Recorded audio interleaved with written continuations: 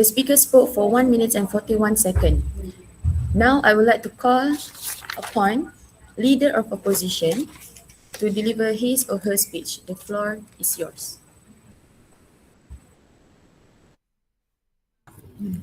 Bismillahirrahmanirrahim. Good morning, honorable judges, esteemed government bench and fellow debaters. My name is Amina, and as the leader of opposition, I will firmly oppose to this motion. Our stance as the opposition is that this motion is unnecessary, ineffective and harmful because we believe that for a student from a low-income background, staying in the local school within their own district works better for a long-term stability and success. Okay, before presenting our constructive arguments, let me first address the flaws from the government side.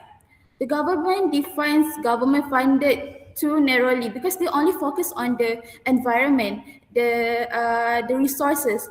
But the a more reasonable interpretation have to include the total cost of attendance, and education is not a good environment for students if it requires a mental torture or even requires hundred of or thousand of ringgit for the school itself.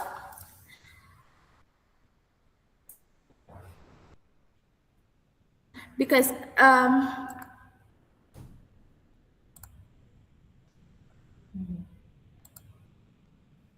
okay. To rebut your mechanism, I feel that the government failed to provide a better definition because they didn't totally focus on the low income term, because low income means that the cost of the school itself. You didn't mention any of the real problem here, because and also you don't mention about the away from district. That's define the journey from the school to the home. So your solution relies on moving a student away to find their excellence, because but this lacks of feasibility because it ignores the financial and emotional reality of a low-income household like us. So the government must prove that moving to SBP is necessary, because they have failed to show why staying in local school while utilizing community support would not work better. So to win this debate, the opposition will prove the following issue, because local school also provide the same syllabus and access to public university. The gap is not too wide enough to justify the drastic solution of moving a child from their support system, which is their home. And instead of moving students, we should focus on empowering local district schools. So staying local creates a long-term changes without the restriction of financial debt. So moving on to layout, my deputy leader of opposition will extend our case later by representing additional arguments and further rebuttals, and our opposition will summarize and solidify our stance. So here is my first point.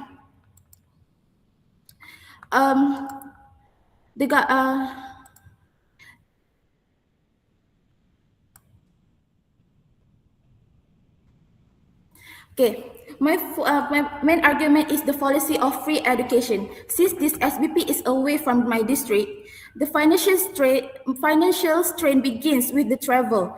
Unlike our local school where we can take a walk or take a local bus, SBP requires us to invest more in journey. For our family, the cost of bus and flight itself for every midterm or even festive season of holiday is a massive burden. For us, this isn't just a small fee. It is money taken directly from our food budget.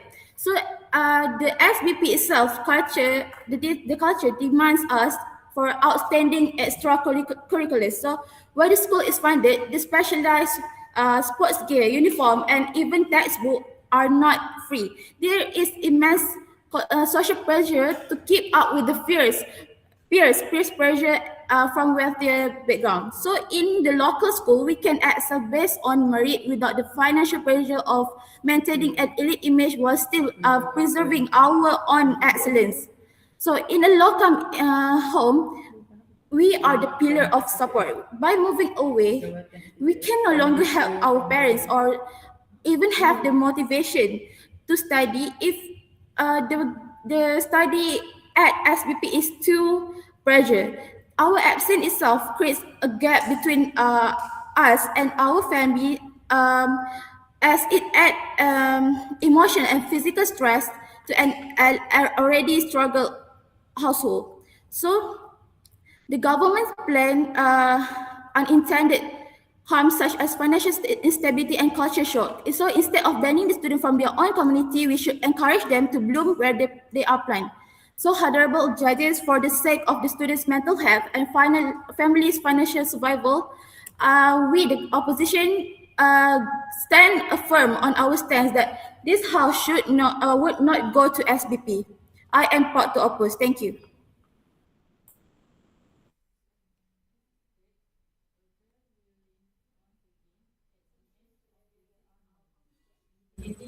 Thank you to the leader of opposition. The leader spoke for 1 minute and 12 seconds. Now I would like to call upon Deputy Prime Minister to deliver his or her speech. The floor is yours.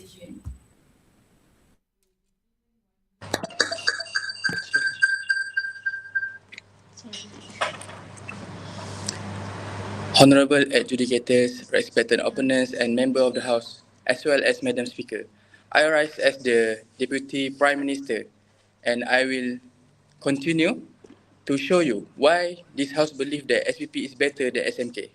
First, I would like to point out that the opposition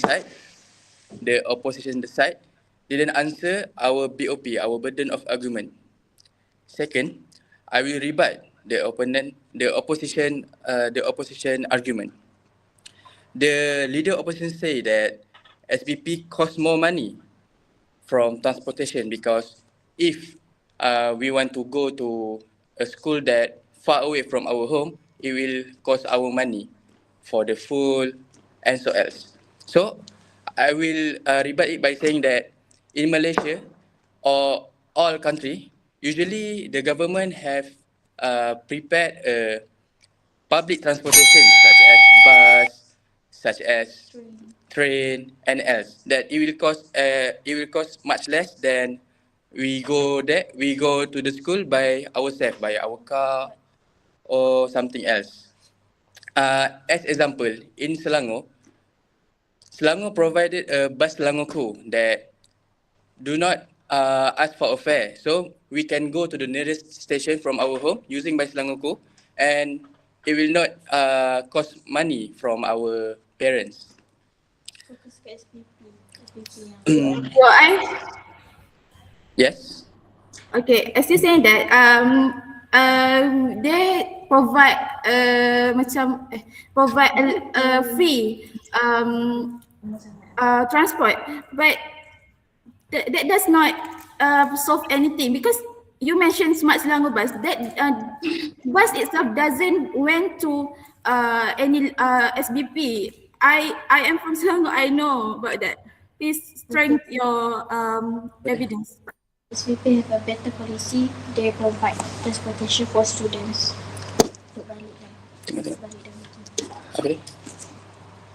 Cakap SPP yang provide. Maybe the SPP can provide their own transportation for the students so they can arrange how from the train station or the nearest bus station. Maybe they can set a timetable for the student. So when they arrive at the station, the transportation from the SPP that has been provided will be there so they can take student home to the school. Sebab tu dia orang antara sekolah yang terbaik. So that's why the SPP is the best option compared to SMK because it have better policy and it protect the student better. Yes. Now let me move on to let me defend my Prime Minister argument about the competitive environment improve academic performance. Let me take that further. The competitive environment in SBP creates a culture where academic excellence becomes the standard, not the exception. When students are constantly surrounded by peers who are equally driven and capable. They are naturally motivated to push themselves further. This creates healthy competition where students challenge one another to improve rather than settle for average performance. For example, when most students around you are actively participating in study groups, asking questions in class, and striving for top results, it creates positive academic pressure for everyone to stay disciplined and consistent. This is important because students from low-income backgrounds often need every possible advantage to maximize their academic potential. Therefore, the competitive environment in SBP directly strengthens the academic performance by creating constant motivation and focus. Now, let me move on to my argument. My first argument is SBP as the strongest pathway for social mobility. As a student from low income background, choosing SBP gives us the best chance to break the cycle of economic limitation. The reality is simple. Students from B40 families often face structural disadvantages. At home, many of us may not have a quiet study space, stable internet connection, private tuition, or access to academic guidance. Even if our parents are extremely supportive, financial limitations still restrict what they can provide. As we remove these barriers by creating an environment where every student get equal access to quality education, we are given structured schedules, monitor study sessions, experienced teachers, academic resources, and a culture that constantly pushes us to perform. More importantly, this is not just about getting better grades, it's about entering a system that connects us to scholarships, top universities, leadership opportunities, and else. As example, a student in a SMK may need to balance studies with family responsibilities or distractions at home, while an SPP student is placed in a focused ecosystem designed for achievement. My second argument is SBP builds independence and resilience early. Beyond academic, SBP prepares students with life skills that ordinary schooling often cannot provide. Success is not determined by intelligence alone. It depends on discipline, emotional resilience, adaptability, and self-management. By living away from home, students learn how to manage their own time, solve problems independently, adapt to pressure, and develop responsibility without constant parental supervision. Yes, living home is uncomfortable. Homesickness is real. But discomfort is not necessarily harmful. In fact, control challenges are what build maturity. At this stage of life, learning independence early gives students a significant advantage later when facing university life, careers, and adult responsibilities. As example, a student who has already learned to manage schedules, responsibilities, and pressure in SBP will transition more smoothly into future competitive environments. Therefore, going to SBP is not merely choosing a school, it is choosing a training ground that shapes stronger, more capable individuals for the future. Members of the House, this motion is not about choosing over challenge. It is about choosing opportunity over limitation. For a student from a low-income background, rejecting SBP means rejecting one of the rarest ladders of social mobility that this country provides. For that reason, we from the government, we strongly support this motion and we believe this motion should stand. Thank you.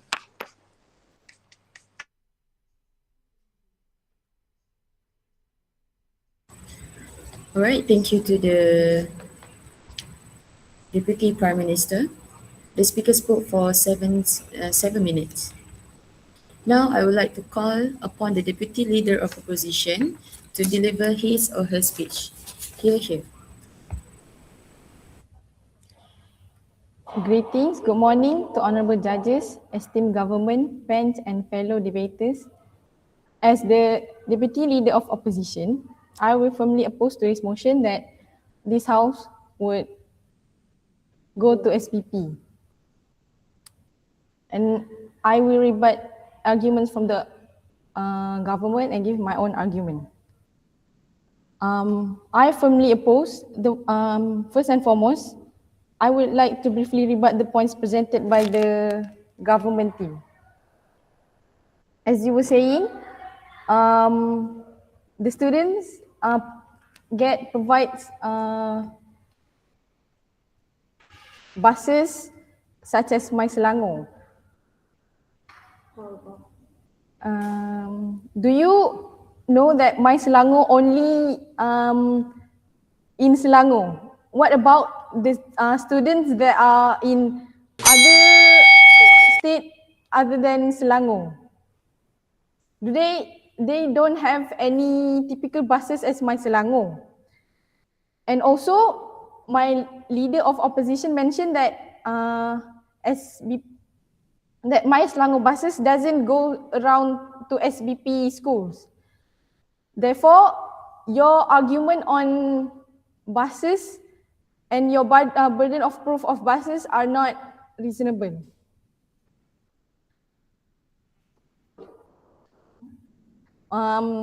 You also mentioned that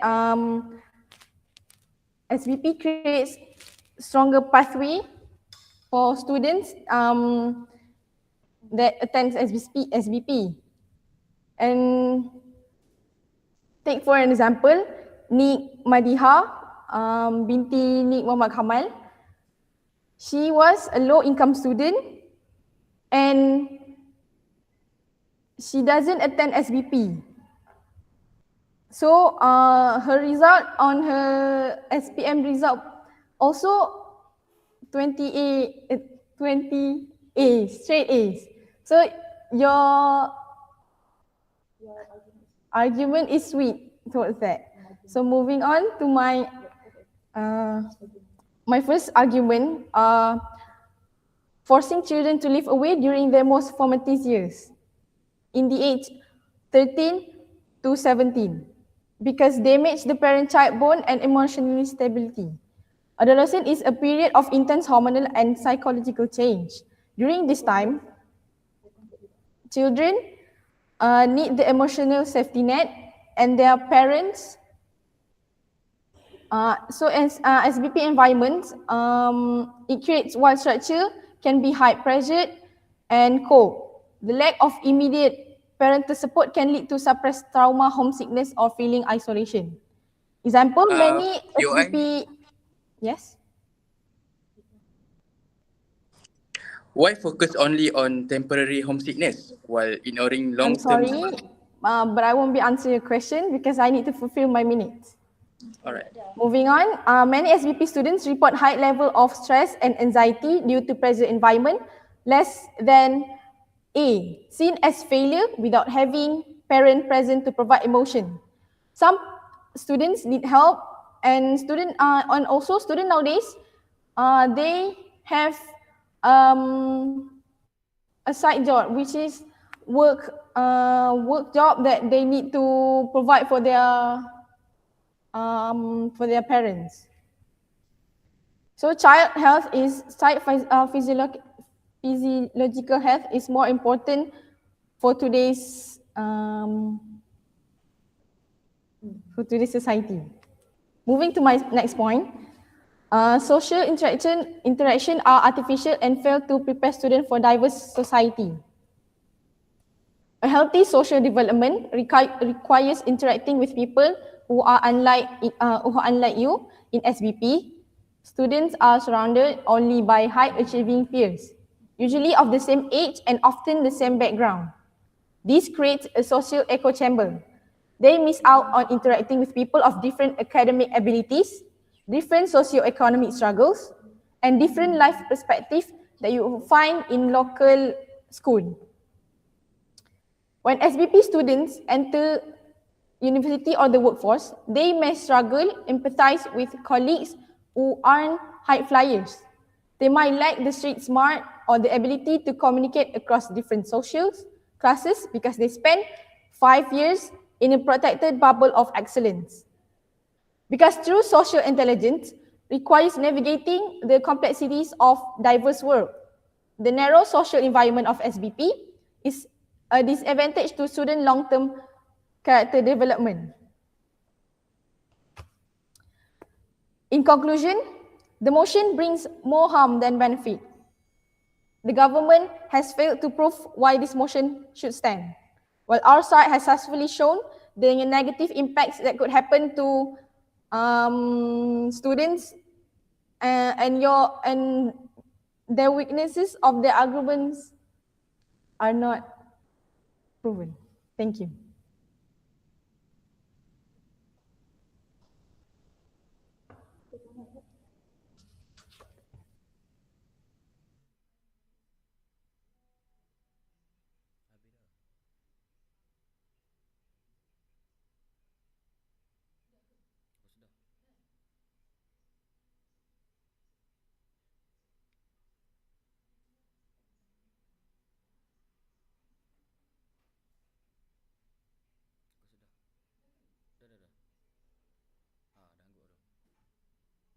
Okay.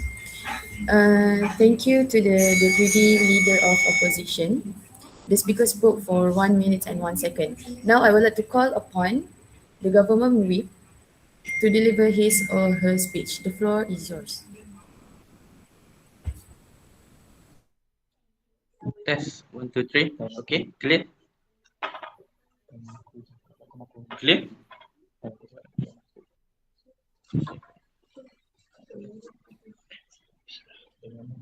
Greeting. Thank you, Ms. Speaker, to the honorable judges, the Legion timekeeper, to my trusted comrades, and also our worthy opponent. It is a pleasure to be here. Madam Speaker, for some of us, school is just a place to study. But for students from low-income families, school can decide the entire direction of the student's life. The motion today is not about choosing between two good school. It is about choosing staying trapped within limited opportunities or entering an environment designed to break that limitation. As a government whip today, I stand that social mobility, equal opportunity, and long-term transformation is the way for is the recommended way for the students. Before I move to rebut, let's simplify this debate. It was never about whether SMK students can succeed or whether SPP students can automatically be superior or whether homesickness exists. The real clash is which environments gives a low-income student the highest probability to maximize their potential and change their future. Okay, based of the moving on, based of the leader of opposition said that SPP can be harmful for low income students, so they should opt for the near district. But leader of opposition and also the LO always mention about homesickness, but that is not the main thing that SPP is trying to do.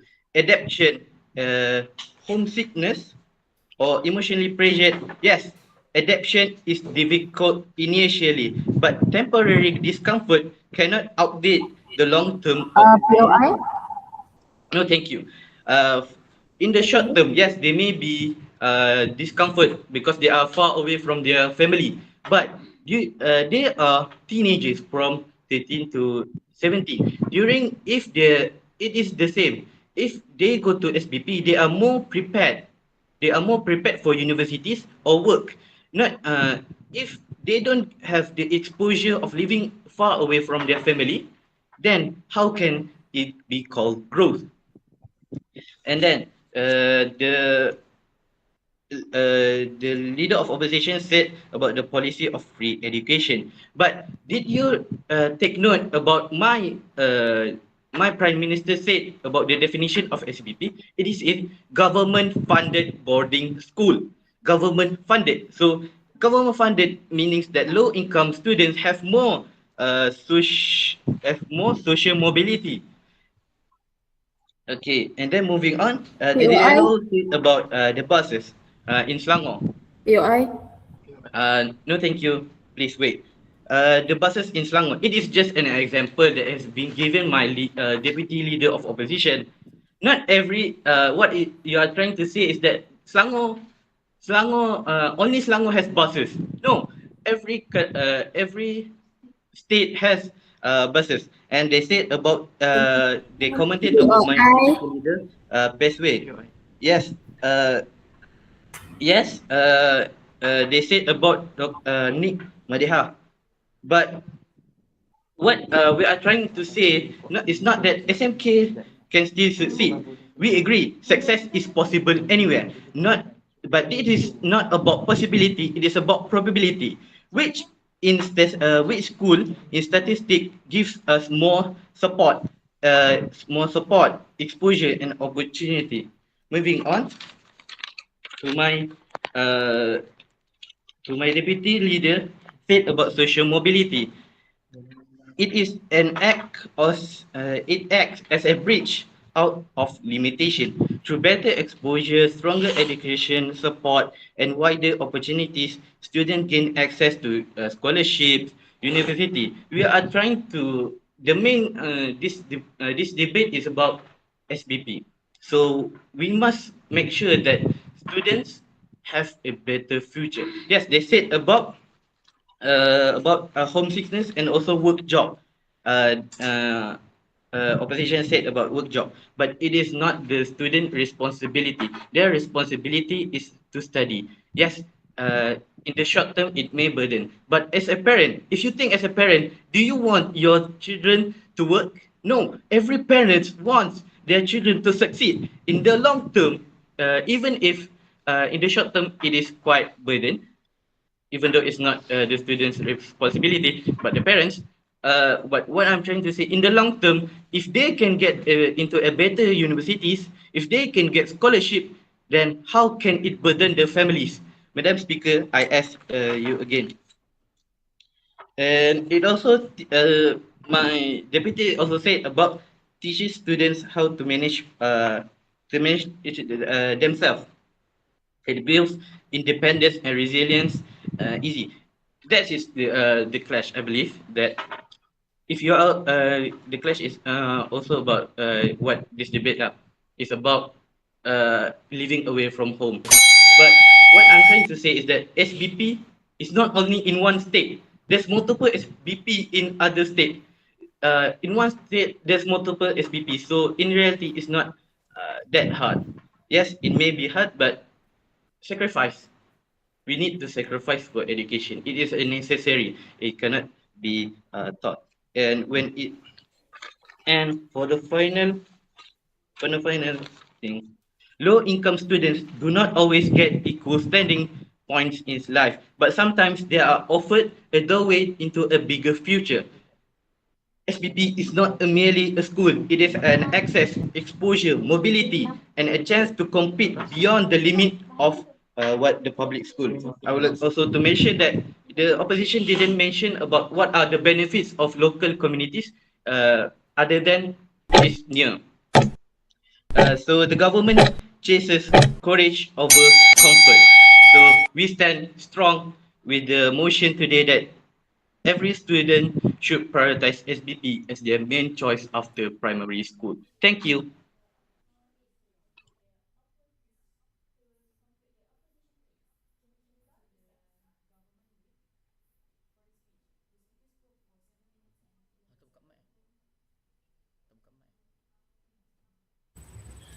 Thank you to the government whip. The speaker spoke for 7 minutes and 11 seconds. Now I would like to call upon the opposition whip to deliver his or her speech. Here. Assalamualaikum. I disagree with arguments made by the government side. Hence, I strongly stand with my team. I with my team that SMK is better than SBP, and I agree with my first speaker saying that there are hidden financial burden if we about SBP students. SBP students tend to SBP students have hostel and living expenses, high hostels and living expenses. SBP students still needs to pay for hostel necessities, toiletries, laundry, extra food and snacks, bedding utensils and personal items, and they wouldn't need all of that if they were an SMK students because they would stay at home and all of that is provided by parents. Talking about travel costs, SBP students study far from home. Parents spend on bus tickets, petrols, tolls, even flight tickets for Sabah and Sarawak students.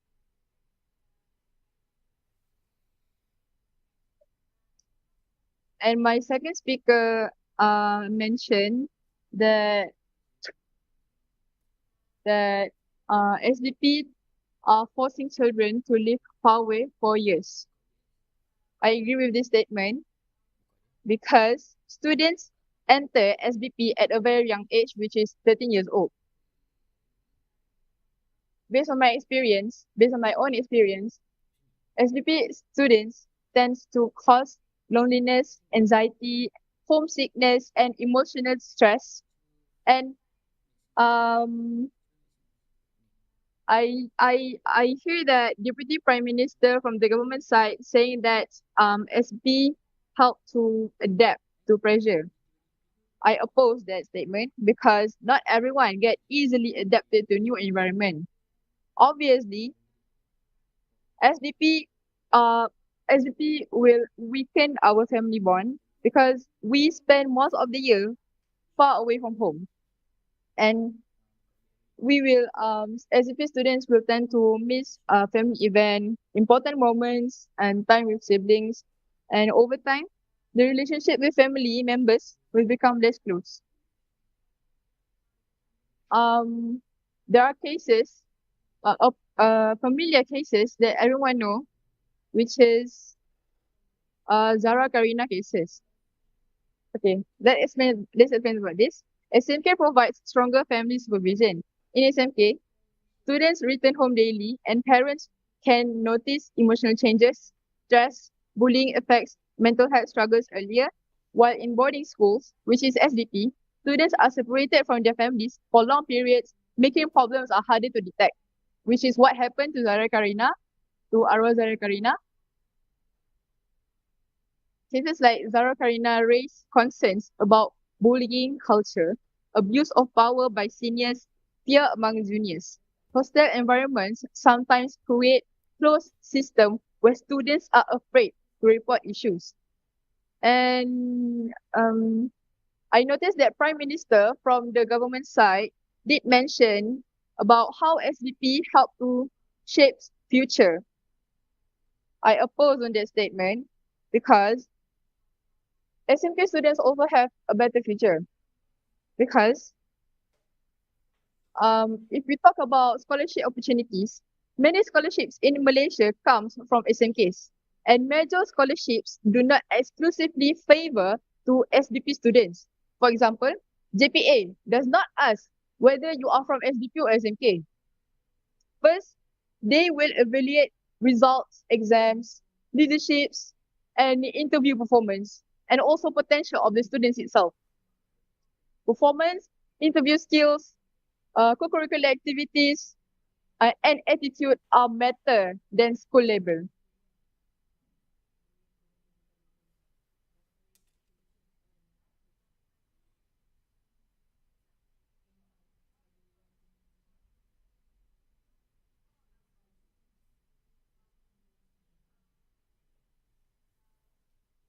I would like to add on my points. SCP students mostly interact with high-performing students, similar academics, and structured environments. And I noticed that Prime Minister from government side says that SBP builds stronger motivation, right? I don't think so because SBP students mostly interact with high-performing students, and in real life, not everyone come with the same backgrounds. In real life, people come from different backgrounds, attitudes, abilities, and SDP limits exposure to how wider society actually functions. Sorry.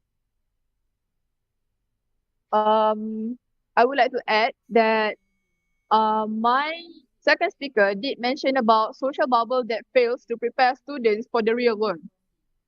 I strongly stand with my second speaker because SDP provide overly controlled environment. SDP is highly scheduled. Students will stress, and this is the reason why students are homesick and loneliness, and they wouldn't get help from even counselors at school. SDP is highly scheduled, fixed study limits, strict rules, and monitored routines. Students may become dependent on structure instead of learning self-management led naturally. I strongly agree with my teams that SMK is better than SBP. Thank you. That's all from me.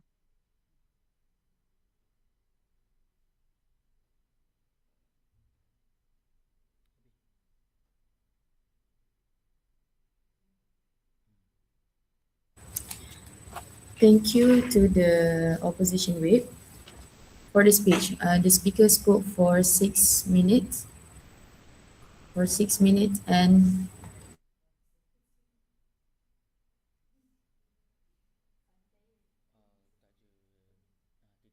47 seconds. Now both the government and opposition are be given 1 minute to prepare for their reply speech.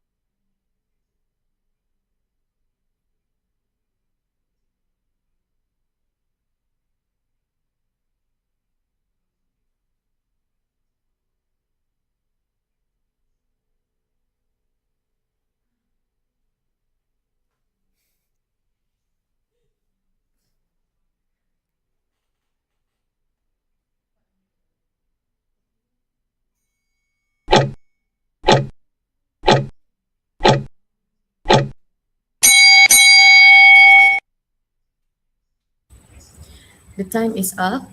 I call upon the speaker from the opposition side to deliver their reply speech. Here. Okay. As we reach the end of this debate, the government continue to paint picture of SBP as a golden ticket to success. However, they are looking at the world through telescope, focusing only at distant stars, while we the opposition are looking at the ground where the reality stands. So the government argues that SBP is free gift. From the state, but we have proven that for a B40 family, free is a myth, while tuition is covered and the logistic nightmare of inter-district travel, specialized uniform creates a financial vacuum for a low-income household. So we told you that students cannot focus on their exam when they are constantly worrying and calculating the cost of their bus ticket home, and the government failed to address this burden. And the government mechanism relies on uprooting a child from their community to fund excellence and success. But we argue that this is fundamentally harmful. By forcing a child to live far away from family, you strip them of emotional safety net and their family. So for low-income students, their family is not just a home; it is a pillar of support that keeps them grounded. So in our world, the student stays in local school, flourishing under the care of their parents, rather than struggling with the isolation in a distant dorm. And as mentioned by my deputy leader of opposition, there is a clash of environment. We believe that the bubble between the SPP and the local school is a disadvantage because it fails to prepare students for the real world. In SBP, you are shielded from diverse realities of society, but in local school, you interact with people from all walks of life, and that builds the true resilience and social intelligence. So being a big fish in a small pond at a local school allows us as a low-income student to build confidence and leadership rather than feeling like a small fish in an elite school where they are defined by what they lack. So the opposition best scenario is a student who stays local, save their family from financial ruin, and achieves excellence through the SMK system, proving that your background does not define your destination or your success. So we prioritize the stability of the family and well-being of the child, the student that they send to the student that can choose freely their pathway to success. For all this reason, we from the opposition team are proud to oppose and stand with our motion.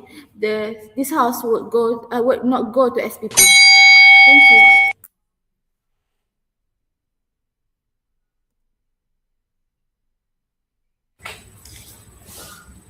Thank you for the reply speak from the opposition side. Now, to conclude, let's welcome the speaker from the government side to give the reply speech. Here. Test. Good educators, in this debate, the government has clearly won because we proved that why SPP lived to its name in Malaysia and why it reached higher stairs than other schools and mostly become better options for students and parents in any backgrounds. First, the leader of opposition mentioned about massive funds for students, which is already stated by my deputy prime minister about best chance to break the cycle of economic limitation, because when the students get to SPP school, they will get an equal access of learnings for all students, and it doesn't have a bias especially, so they got a motivation to study, to achieve their dreams and will to change their future, because they know they come from the maybe lowly background, so they want to change their family future by entering a prestigious school and learning with a best way possible.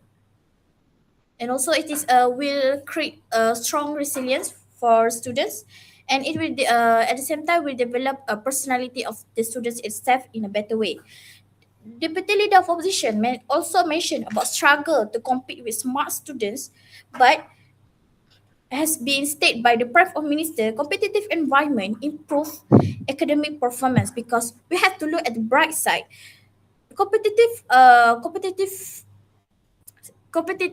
situation will normally have in school, but in SPP it will drive peer driver learning, which is a system that supports all students to learn together.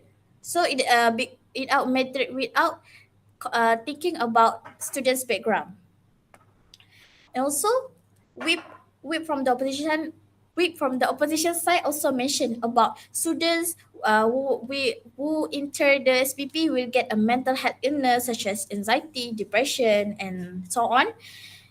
Will have already backed up by my deputy prime minister, which is uh, SPP schools will boost SPP policy will boost independence and resilience early for the students, because at the end, when the students after they finish their primary school, to jump to the secondary school, they are in their prime age, which means they need to learn new things. So without the adaptable, and they need to learn to adapt even early or later on. So the SPP has already prepared an environment where the students can learn to adapt in a new situation before entering a new role after finishing the secondary school. So it is actually an environment that has been prepared by SPP before they entering to a new reality, which is maybe more crueler or more better and so on. So, but after entering the SPP, they already have learned the resilience and the independence uh, through their schedule every day. This is SPP specialized on. When the students get an offer from SPP, it must mean they have been recognized by the SPP management itself, even from the different backgrounds and others. Miss Speaker, our side is stronger because we focus on long-term sustainability and protecting the stakeholders of this motion over students from low-income families. Before I end, valuable diamonds best created with high pressure and sustainability. Thank you.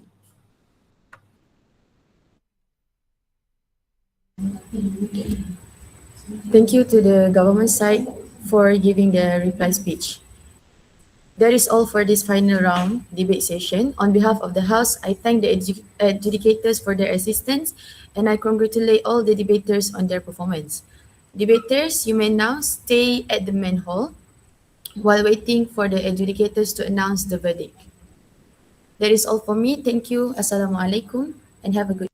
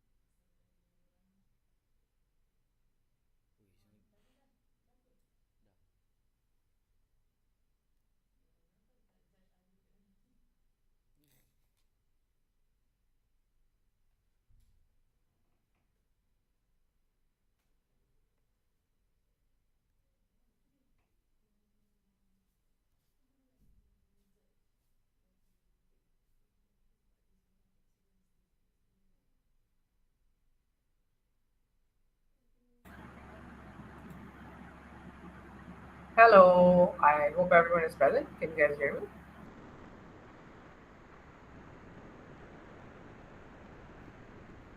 Both teams are present, correct?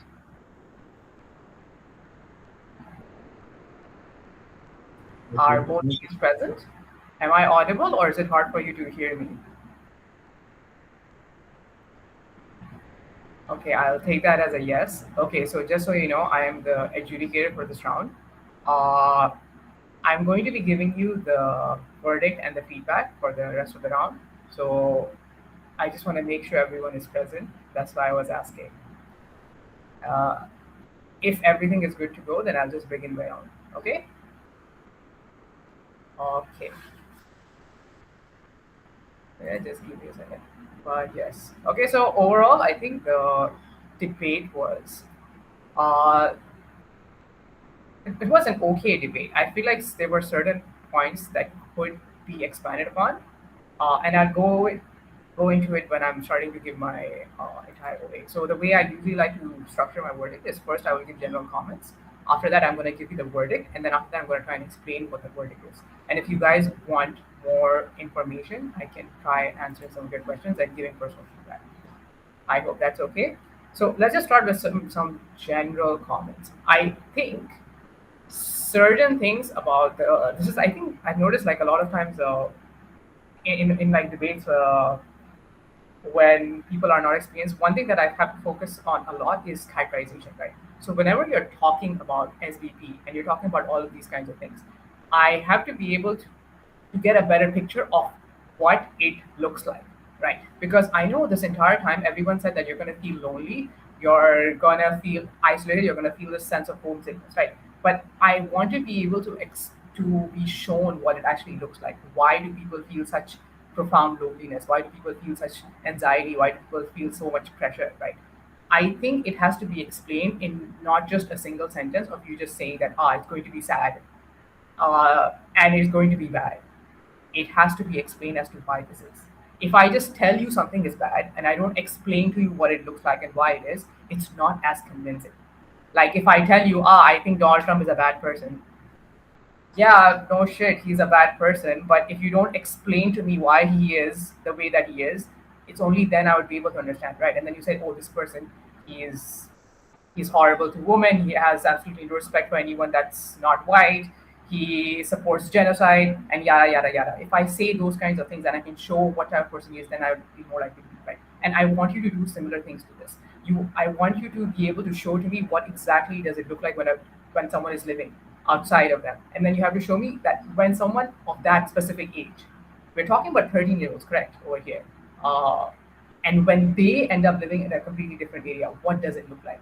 It looks like them having to move to a place that they've never known before with absolutely no parental supervision, something that they've never done in their entire life before. They have no friends here whatsoever. They have absolutely no support here, and because of that, they might end up being the way that they are. Right. But at the same time, side government also has to do some legwork.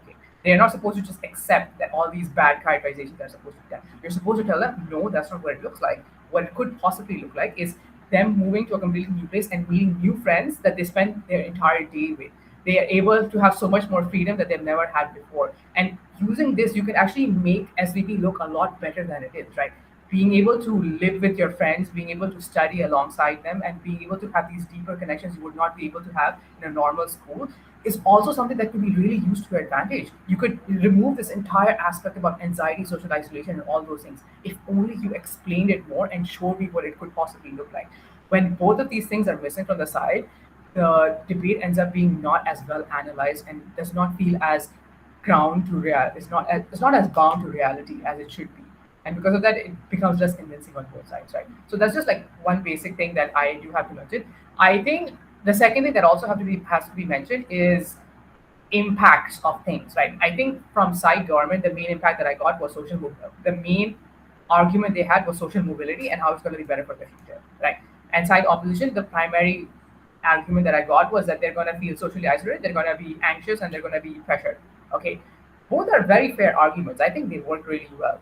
However, once you have given the argument, you say this thing will happen. You also have to show me why is it so important that when this thing happens, it's going to be really good or very bad, right? So when you're trying to show me that what do you call it, social mobility is going to be something that's very important, you have to show me what it looks like. What does social mobility look like at the end goal? What does the impacts look like when I finally gone through SVP? I finally got in the scholarship that I wanted. I finally got into a good university. What is my life going to look like?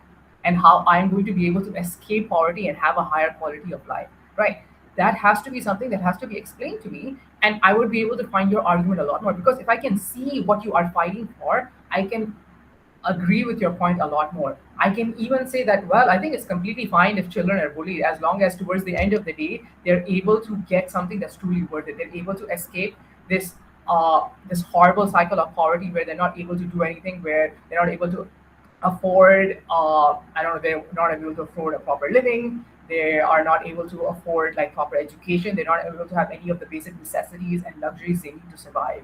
And once we are able to push them through this, they're able to not only bring themselves up, they're also able to bring up the rest of their entire family up, right? And when you can show me this picture, it's so much more powerful, and it could really impact this. Although I think the argument itself was pretty good, I just think it could be expanded upon so much more if those impacts are there. Even for side opposition, I think this is still very true, right? If you're telling me that they're going to be sad, they're going to be depressed, and they're going to go through this bouts of anxiousness, you have to explain to me how it's going to impact them in much more severe ways than just them being sad. If you can tell me, well, I don't want to send my child there because they're going to be sad, I'm like, okay, why does it matter if towards the end of the day they're going to be a lot richer, right? You have to explain to me why this would affect them, not only personally, but it could also completely set what their entire future is going to look like, why their entire future outlook on life could be like, right? Because intense pressure could eventually, okay, I won't say the broad term PTSD, but what it can eventually do is it can completely alter your psyche about the way you perceive things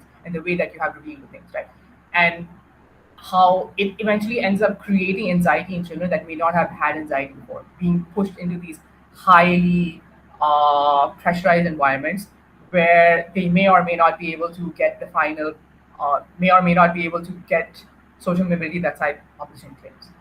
How it impacts them on a level that's more than just them making them sad temporarily. It's something that can even impact their future, and it can also impact their academic progress. Or if you can show to me why it's so visceral and it's so haunting that even for a limited time, I don't want to see it. Why this anxiety is so bad for these children that even if it's only for a few years, I don't want to subject my children to something like that. if I can see that, I can buy your point a lot more, right? So it all comes down to just being able to characterize your things more, show me what it looks like, and showing me the impacts of what you're trying to say, right? Okay, with those two things aside, the final verdict that I gave, I decided to give it the win to, drum roll please, I gave the win to side government. So now you might be wondering, why did I choose side government? Well, the main reason why I gave it to side government was because the core thesis that they came up with was social mobility. And the problem was the argument of social mobility was not adequately taken down by side government. I only saw responses to it towards the end of the speech. It was only in the whip speech from side opposition that I actually saw a reply on this. So when you're trying to tell me that their life is going to be so much significantly better, you had to take down that argument from the beginning itself that SVP does not have the same level of benefits that side government seems to claim. Whenever side government seems to claim, a lot of their things just went off scot-free. Like I said, it was only towards side opposition that I felt like they eventually came up and they said that, oh, SVP is not as good. You can get the same type of benefits as a typical Sulamananga. And even when that was brought up, I felt like it did not take down some of the core values, which was supposed to be living in a place that's where you're not, where you not succumb to parental pressure. You're living in a place where you are surrounded by academic excellence, and you're in a place where you have a lot of these connections that you may not have if you're in a typical school, right? I thought when those core aspects of social mobility are not taken down, the main argument of side government still holds a lot of weight. And because of that, I was not able to give the win to side opposition, right? Obviously, I'm not saying whatever side opposition said was not valid. I thought the arguments that were brought up were quite valid, but I could not understand why I should care about currently the homesickness that they're feeling, the current level of isolation that they're feeling. Why should I care about it more than I should care about their entire future, right? Because the argument that I got from side government was like, oh, their future is going to be so much better. They're going to be able to escape poverty. Like, yes, they didn't explain to me what escaping poverty looks like. They didn't explain to me how it's going to be so much better, but they still brought out that thing, and I could buy that. It had to be taken down effectively by side government. If it remains uncontested, I have to buy it, even if I don't believe it makes sense. If it remains uncontested, I still have to buy it. And I felt like those arguments that had to be brought up were not sufficiently brought up. It's just those are eventually. I think the one of the major counter arguments that side opposition tried to bring up was the entire argument of cost. And the problem with the cost argument was I couldn't really buy it very effectively, because the main argument that they brought up was the cost of going back and forth. There was also the cost of living, toiletries, expenses, and all of those. But the main argument that kept going back and forth was the cost of expenses, right? And I did not buy it completely that it would be such a massive burden on a person to buy a single plane ticket, or to buy a single like bus ticket to go back and forth. I think the reason why I couldn't buy it because you didn't tell me how often it's going to happen. And at the same time, even if you want to show how often it happens, you didn't exactly show me how expensive these things are, that they could actually take out a significant chunk of my income. Because when I am thinking of people having to go back and forth, I'm taking my example from the uni that I had. People used to go every week, and a single ticket, if I go from, let's just say I want to go from Penang to KL, which is two completely different states, it would cost me like 40 ringgits. And even that 40 ringgits would be like, what, once, or like it would be like maybe 3 times a year. And when I look into that, I'm like, okay, that doesn't seem like something that's such a significant burden financially that a person would not be able to live anymore, and why this would actually affect them so much negatively, right? So just the cost of just the cost of transportation, just to go from your SVP to your house, I couldn't understand why that was such a massive cost, because you never showed to me why it would be such a massive cost. You didn't explain to me how often it would have to be for them to be able to do this. And one of the biggest things that I felt like side government didn't exactly bring up was people don't have to go back and forth every single time something happens as well, right? They can just go there whenever there are holidays, and then they can pick them up whenever there's holidays. And when I think about that, that's what I presume, right? That whenever you're going to an SBP, you would only pick up your children on holidays, and then you drop them back on holidays. And when that is taken into account, I can't see why it would be so expensive. So that entire argument, first of all, was not very meaningful because it focused on something very minor.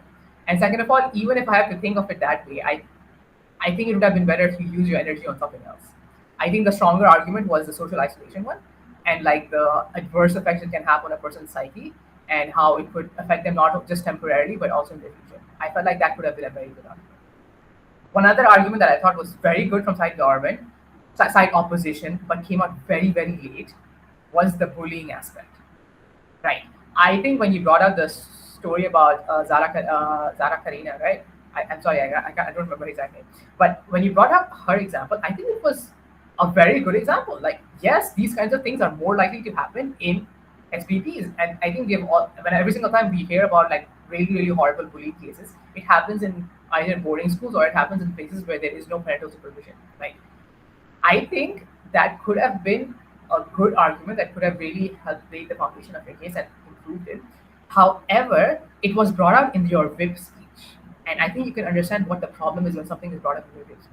You are not allowed to bring out new content in your whip speech. In a typical debate, if you bring out something in your whip speech, I, as a judge, am not allowed to account for it. So if you ever bring out any new material in your whip speech, I simply have to disregard it, regardless of how good it is, because it's completely new content and it's impossible for side opposition to reply to it, right? So because of that, I couldn't. I just had to ignore that point, even though I thought it was pretty good.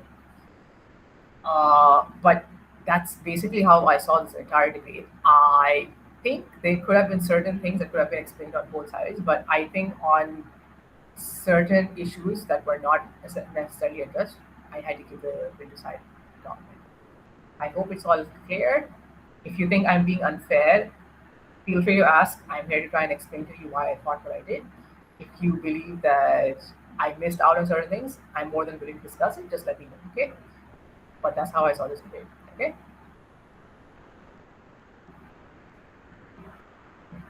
I hope everything is understood.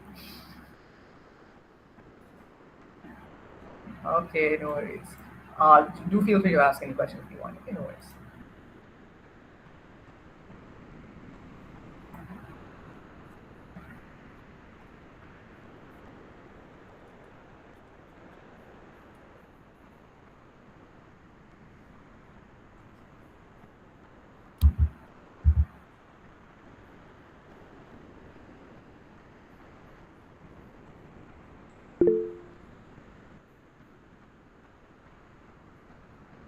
Oh, yes, I'm doing that right now. Sorry about it. I'm just filling it out.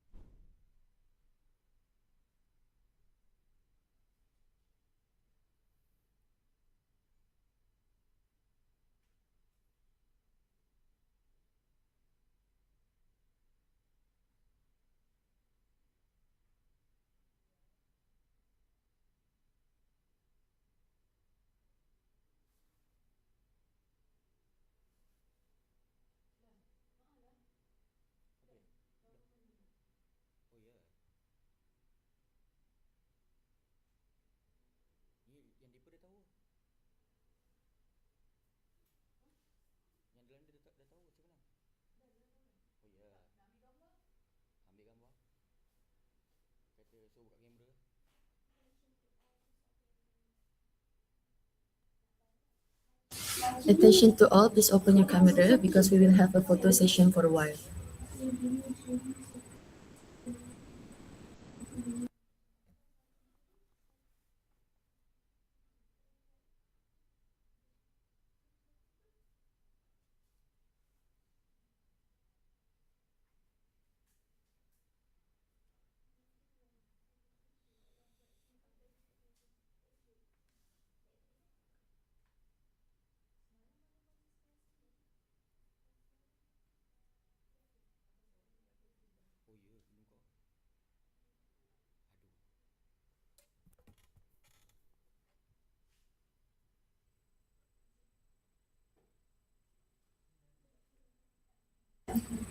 I remind to all participants once again to open your camera because we will have a photo session for a while.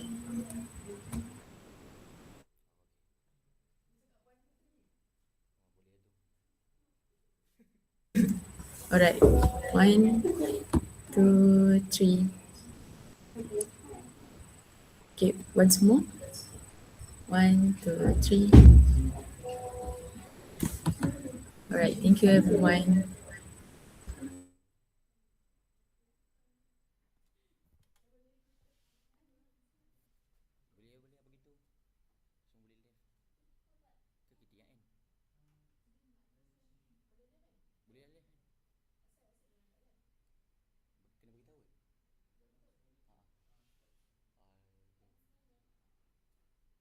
To all participants, you may leave the meet. Thank you. Thank you. Thank you all. Thank Thank you, you, everyone. Thank you.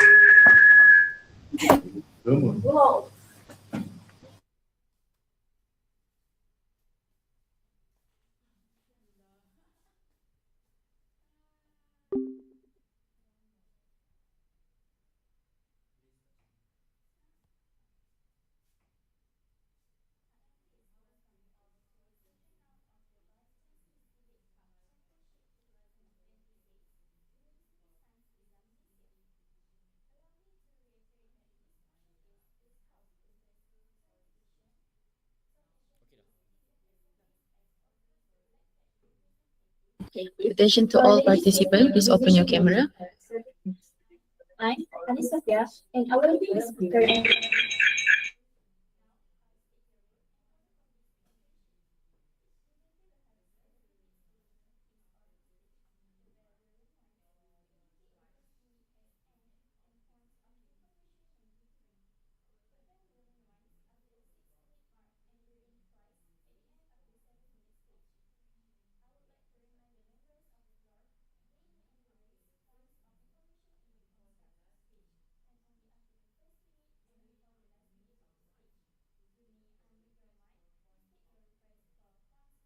Alright everyone, have you ranked the motions?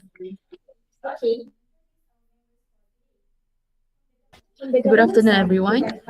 I am pleased to welcome you all to this first round of Vice Chancellor Debate Cup Championship 2026 University Science Islam Malaysia Usim. Allow me to reiterate that today's motion is this House prefers sortition based citizen assemblies as opposed to elected representative for legislative decision making. I'm Marsha Amani and I will be the speaker and also timekeeper for this room. Now I'll state the rule and order for this championship. Each debater will have 7 minutes to deliver his or her speech. The bell will ring once to indicate that first minute has ended and point of information may be given. The bell will ring once after the 6-minute marks and will ring twice at the end of the 7-minute speech.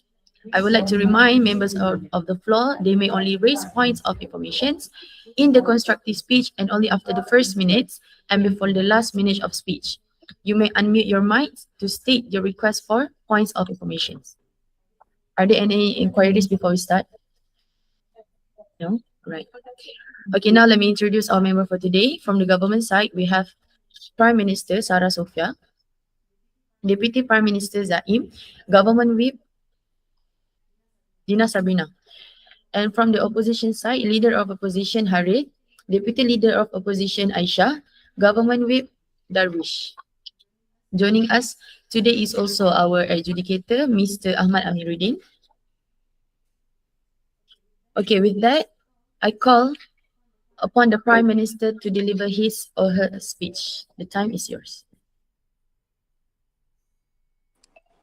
Hello, can you hear me? Can? Okay. I will begin my speech in 3, 2, 1. Honorable educators, respected judges and timekeepers, my fellow opponents, and members of the floor. Today, we would like to address the motion, this House prefers solicitation-based citizens' assemblies as opposed to elected representative for legislative decision-making. Okay. First, we would like to define what this motion is about, which is solicitation-based citizens, meaning ordinary individuals chosen randomly, but still follow the qualifications to represent the country. And we want it to be 60% solicitation-based citizens, and the other 35% is for 40% is for the parliament-based members lah. And then we would like to define elected representative, which means it could be senators, it could be prime minister, it could be parliament members. For legislative decision making, meaning they make the law, they make the law and the policy, and judge and apply the law in daily life, which means what the motion it is today.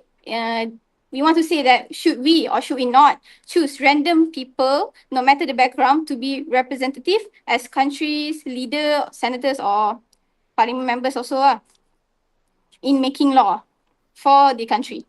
Okay, so I would like to state what is the status law.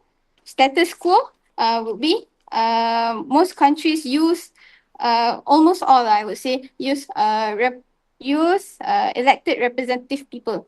Okay, the parameter we would go nationally, and not only in Malaysia. Okay, and the context is people from powerful backgrounds being selected as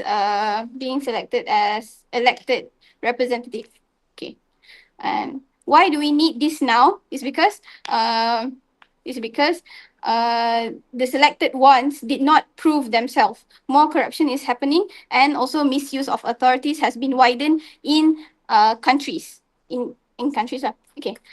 This could highly affect citizens and the country itself. And also,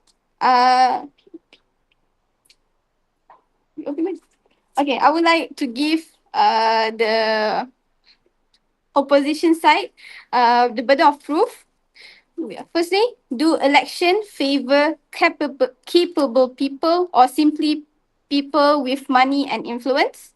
Secondly, what specific quality, and prove to us what specific quality does winning an election proves beside popularity?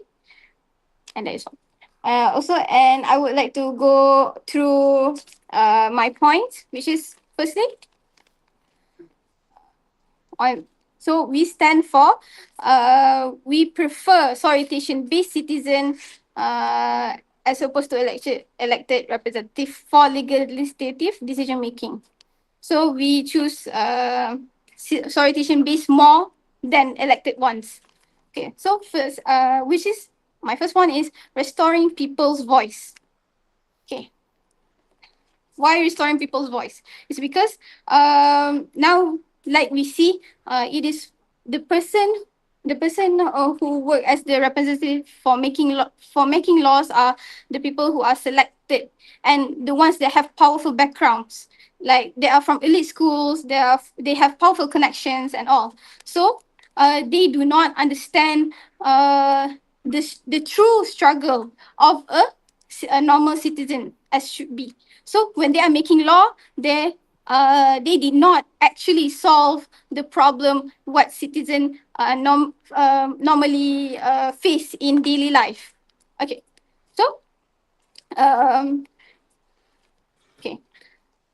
we say that rich person, it leads to a rich person problem when we select elective representative.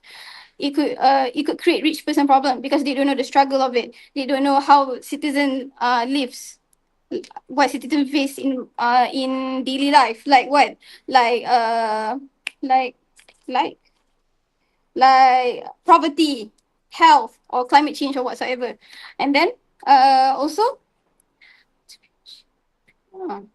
and then it's for true representation, because what we mean by true representation is by no matter the background, no matter the religion, no matter the career that they choose, they could be elected representative. So we actually know what the problem is and how would they solve the problem itself. So they understand more. So this is what we want, because laws are supposed to protect the citizens, right? So to make our citizens live in a better life, in a better country, we need these laws to protect them. Okay, and also um, when sortation based citizens are being selected for representative, they have no one to please. Okay, this also, which means by we can solve the problem of corruption, because what we see now is that elected representative, uh, they have someone to please, they have someone to do corruption, they have someone to give the money and who takes, and not actually solve what problems that we have now. So when we pick out the sortation based citizen, they have no one to please. They have no one to give money to. They do not receive money to. So we can actually make a more truthful laws. Yes. Other than that, okay.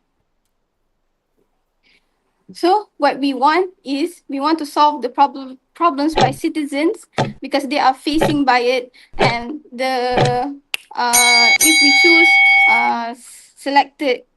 elected representative, it could not actually solve the problem. And what we want is, and for example, we can be a better country, like we see in Belgium, which is Brussels. Is that right? Brussels. They actually do 75 and 25%, which means 75 based on sortation based citizen, and 25% from elected. Okay, they so that means they are working together, so this could make it fair. That is why we propose to make this to make a country like them, so that we are fair. So we do fair and can actually solve the problem we have now. Thank you.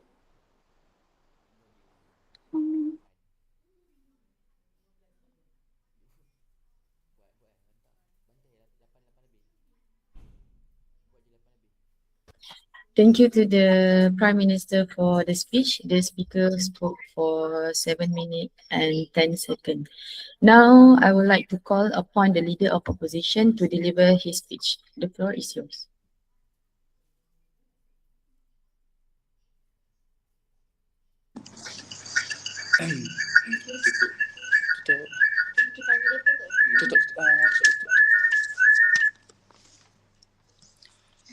Honorable adjudicators, fair judges, and all members of the House, and also Madam Speaker, I rise as the Leader of Opposition from the opposition side, and we will tell you why we think that elected representative for legislative decision making is better than sortation-based citizen assemblies. First, the government has stated the definition, and we from the opposition side, we agree with the definition. Second, on the BOP, the government asks us, do election favour capable or rich people?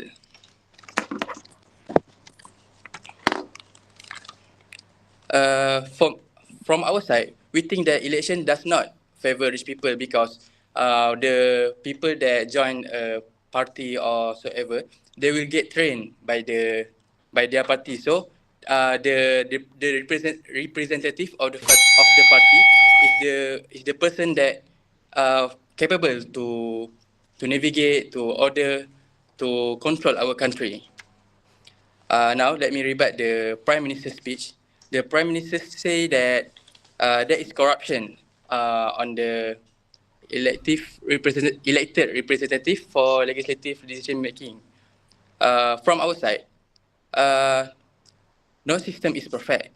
The existence of corruption does not invalidate elections. Instead, it shows the need for better enforcement, transparency, and reform, not replacement. We do not need to replace the election. We just need to make it more better for the better future.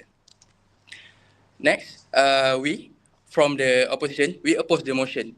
We believe elected representatives are still better than citizen assemblies for making national laws because they are more experienced, more accountable, and more practical in real governance. The current system of elected leaders is not perfect, but it works and is stable. It is used because it provides clear leadership and responsibility in a running country. This debate is about national lawmaking system, comparing elected representatives versus randomly selected citizens assemblies. Imagine a country facing a real-life issue like rising cost of living. In countries like Malaysia, UK, or the US, these decisions are handled by elected politicians. They are chosen through elections. They debate policies in parliament, and they gain experience over time. If they perform badly, people can vote them out. Now compare this with system like in Ireland and France, where citizen assemblies are used. In this case, random citizens are selected, teachers, workers, students, retirees, and asked to discuss complex issues like abortion laws or climate policy. The problem is simple. These people are ordinary citizens. They do not get trained. They may be smart and responsible, but they are not trained or experienced in making national laws. They are also temporary and do not build long-term experience in governance. So while it looks more fair on paper because everyone has a chance, it is not always practical when it comes to running a country. This debate is important now because many people are losing trust in politicians and are looking for alternative democratic systems. But, members of the House, if we replace elections with random selections, we risk weakening the stability and consistency of national decision making. Stakeholders in this debate are all citizens of the country, the government, and future generations, because law may affect the whole world, and it will affect the whole nation, not just a small group. My main argument is, election produce a responsible and experienced leader, while citizen assemblies choose people who are not ready for lawmaking. Running a country is not simple. It needs experience, understanding, and responsibility. Elected leaders have this. They go through elections. They face public pressure, and they can be voted out if they fail. So they are forced to be careful and accountable in their decisions. Over time, they also gain experience. They also gain experience in how laws are made, how policies affect different groups, and how to balance national interests. Now, compare this with citizen assemblies. They are picked randomly. Most of them have never made laws before. They may understand their own life, but national issues like economy, healthcare, and education are very complex. Even with expert guidance, they still lack the long-term experience needed to make consistent national decisions. They are not held accountable in the same structured way as elected representatives. Once their terms end, there is no continuous responsibility. So, even if citizen assemblies look more fair, they are not better at actually running a country. The Prime Minister said that the citizen assemblies is the true representation of people. They understand more. They do not know what citizens face. They know what citizen face. unlike the elected representative. Example, maybe the daily problem of the citizen.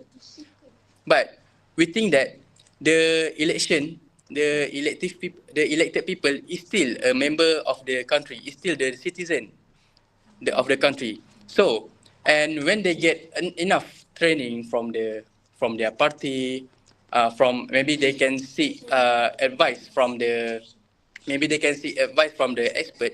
So they themselves will learn that they themselves will try to solve the problem that faced by the citizen of the country. We do not see the problem. Uh, we do not see the problem to replace the elected representative for our country. So the government, can you please make a better argument for us? In conclusion, we oppose the motion because while citizen assemblies may look more democratic, they are not experienced or consistent enough to handle national law making. Elected representatives remain more stable, more accountable, and more practical in governing a country. At the end of the day, a country is not run by good intentions alone. It is run by people who have the experience and responsibility to make hard decisions every day. And for all that reason, we from the opposition, we oppose the motion. Thank you.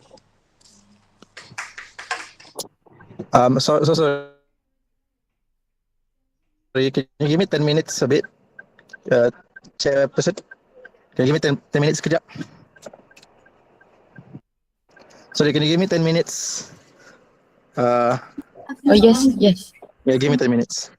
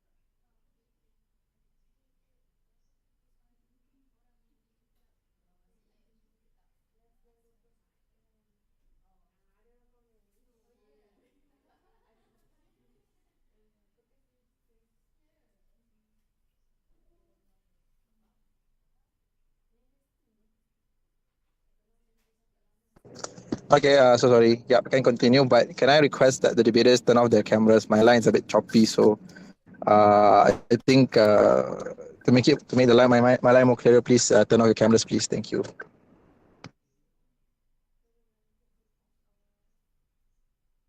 Yes, please continue. All right, thank you to the leader of opposition. The speaker spoke for 7 minutes and 70 seconds. Now I would like to call upon the Deputy Prime Minister to deliver his speech. The floor is yours.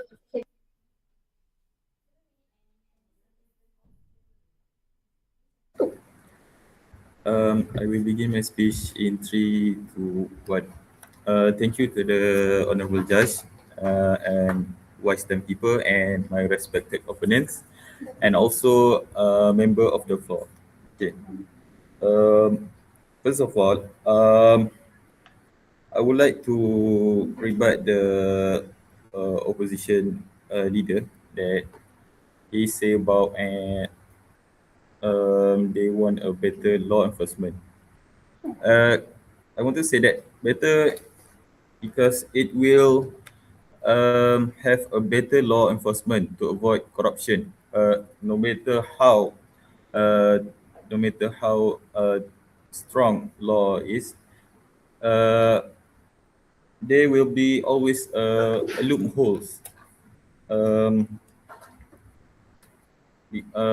from what I mean is to reduce corruption, because if we look at the situation right now, the corruption still the percentage of corruption is still rising up. Okay. We I'm moving to the my point. My first point is about better quality of deliberation. Okay, how this thing is working. Um, uh, to have a better quality of deliberation, solicitation base is the one who they have been through. They the one have been through this time. Uh, this mean they want to address unsolved problem. Means they want to be here uh, from the higher up, because it is very important for us to look in every perspective and also different point of view. Example, if for example I would say like poverty, if by just giving money doesn't mean it will solve all the problems. Furthermore, if citizen in rural place who needs a better infrastructure, and they even need public transportation that can be made by that can uh, that can be addressed by the solicitation base. Um, my next point is about the um, anti-corruption. Um, it can reduce corruption. How this is work, because the elected if elected and representative and solicitation base, will have limited period of time. They didn't even before they even get to misuse the authority, like my prime minister said, they even get to use the misuse of authority or build long POI. term. No, thank you. Build long term networks of patronage. Okay. This provide even if the elected representative, they did not prove themselves guilty. By solicitation base, you said like the elected representative have training and a better background, but I would totally deny it, because even the solicitation base have a similar background, education, even they have a higher, better education, especially for those who learn about laws, about the economic and whatsoever. Um,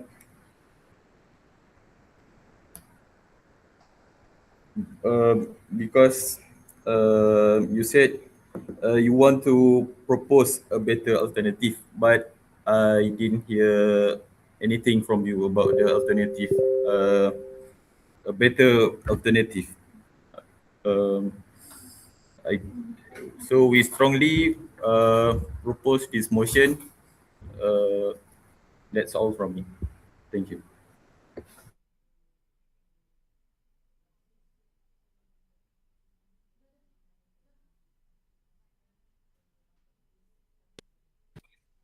Thank you to the Deputy Prime Minister. The speaker spoke for 5 minutes and 30 seconds. Now I would like to call Deputy Leader of Opposition to deliver her speech. The floor is yours. Oh, sorry. Test. Thank you, Ms. Chair. As Deputy Leader of Opposition, I will rebut the government case and reinforce why elected representatives remain a more reliable, accountable, and stable system for lawmaking. First, the Prime Minister and Deputy Prime Minister mainly mentioned about the corruption. Elections are actually the strongest anti-corruption mechanism because corrupt leaders can be voted out. The civilians or citizens have the power to vote out the candidate if they are misuse power. So when there is a proper system, the judgment or the fair will be finalized.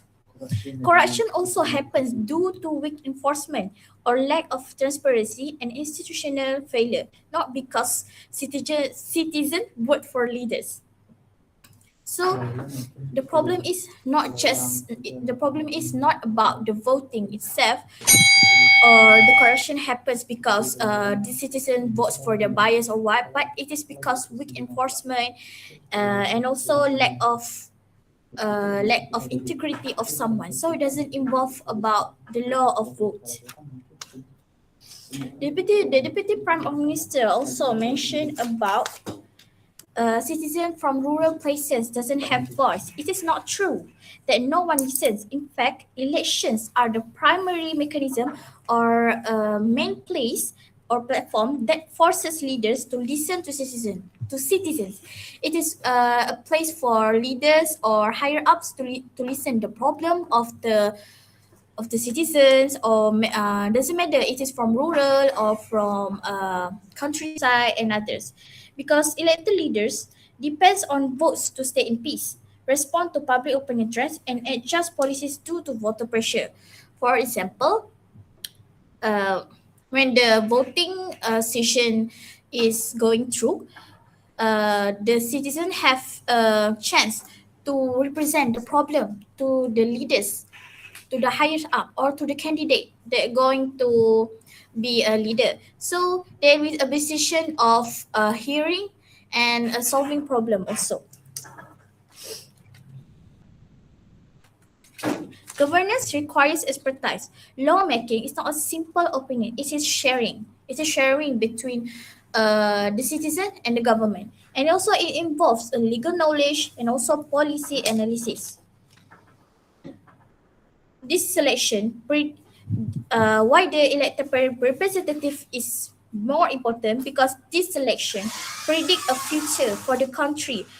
Doesn't matter which policy they stand now, because rather than sortition more focused on citizens assembly, members are randomly selected, which is we want to avoid very much, because it will have decision may be based on emotion or personal bias when we choose to select the person randomly, and else rather than elected representative where our system is undergo political experience and also work with advisors and institution. It is a professional process which requires, because this is regarding or related with law and a country must be built on safety of citizens. So it does have to be friendly community and society. So it have through a harder and professional process, so that the things does not take lightly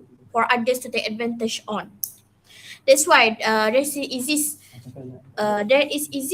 Election Communication Commission of Malaysia, which is SPR in Malaysia, to ensure that the process of voting in our country smoothly and without corruption, or if there is case of corruption, there are also organizations called Malaysian Anti-Corruption Commissions (SPRM) that responsibly to investigate any corruption that happens in our country. So that is why this organization exists in our country, because to avoid such a problem. Because yes, maybe the problem will exist. The problem will exist everywhere, anywhere. But we can prevent it. We can solve it with this exist of organization during the voting session. For example, also stability and consistency in governance is very important. So the system must be strong and firm to choose which people to absorb in the government, because when the leaders is chosen, it will automatically absorb in the government. They will be a representative for the citizens. For example, United States, the civilian vote the presidents and Congress, like senator, leader of national acts. The United States use a voting system like ours also, Malaysia. So when the big country like United States use such a system like our country, it shows how much importance and how much firm the process itself, the system itself. So it shows that the voting system with elective representative is more efficient and offer a long-term solving problem. Ms. Chair, instability in governments can weaken economic growth and public trust. So, while citizen participation is important, government while citizen participation is important, governance must prioritize expertise, accountability, and stability, none of which are reliably guaranteed in a random selection system. So it's very important to give the citizen a right to choose their own leaders, but based on proper system, based on proper rules, based on proper law, so that the situation or process can be fair, equally rights. And if there is a problem, there are organizations that can be handle such problem and else. And that's all for me. Thank you.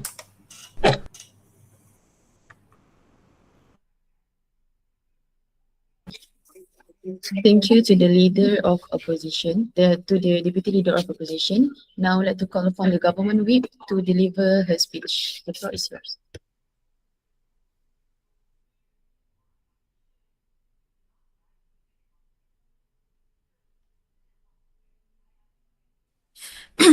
I will begin my speech in 3, 2, 1. Good evening, ladies and gentlemen, members of the floor, respected judges, and my fellow opponents. Today, we are gathered here today to talk about the motion this House prefers solution-based citizens' assemblies as opposed to elected representative for legislative decision making. We, as the government, strongly stand by the fact that we prefer a solution-based citizen assembly. Before I move on to summarizing all of my previous speakers' points, let me rebut the previous speakers' arguments. She has mentioned that the elected representatives, they do take opinions into account. However, it has been proven time and time again that these are all just false promises. They only promise the citizens once just to get the votes, and they do stick to it for a limited amount of time. They promise the world, but they don't follow through. So what is the point of our votes if these people who we vote for, they don't give us justice, they don't give us our rights that we deserve? She also mentioned that SPRM exists. SPRM exists to combat the numerous corruption cases in Malaysia. However, do you, opposition, know that corruption also exists in SPRM? So how credible are they? And how credible are they as an organization to combat corruption when they themselves are the very people that are doing it? And if if the opposition is to say that better law enforcement should be enforced, aka SPRM improves their measures to improve their enforcements to avoid corruption. But no matter how tight the laws are enforced, there will always be loopholes that people can find. We, on the other hand, like my second speaker has mentioned, our solution to solution-based citizen assemblies, this is the way, this is the solution to combat corruption issues. We are we combat corruption issues. We promote anti-corruption, and we promote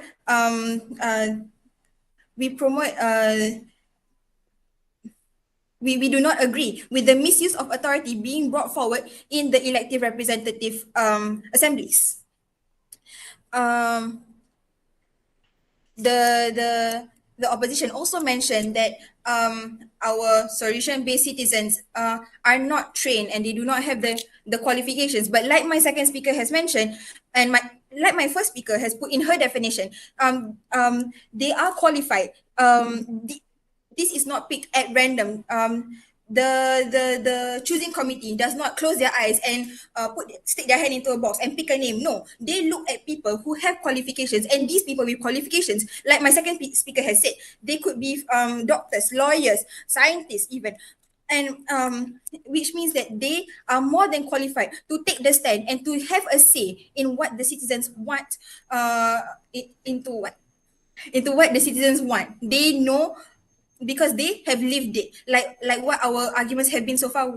The citizens, we are living the hard life, not these elected representatives. The elected representatives, ladies and gentlemen, are elitists. They are elitists. They are part of the T20 system, who are very detached from the current world. They are very detached from our hardships. Who are facing the hardships? Us, we, the citizens, are facing the hardships, and not these T20 people. Therefore, we strongly feel that that solution-based citizen assemblies are the best way to let our voices be heard, to restore the people's voices, like what my first speaker has said, so that we get our rights, we get our proper rights, and we our voices don't get drowned amongst money, power, fame, and whatever.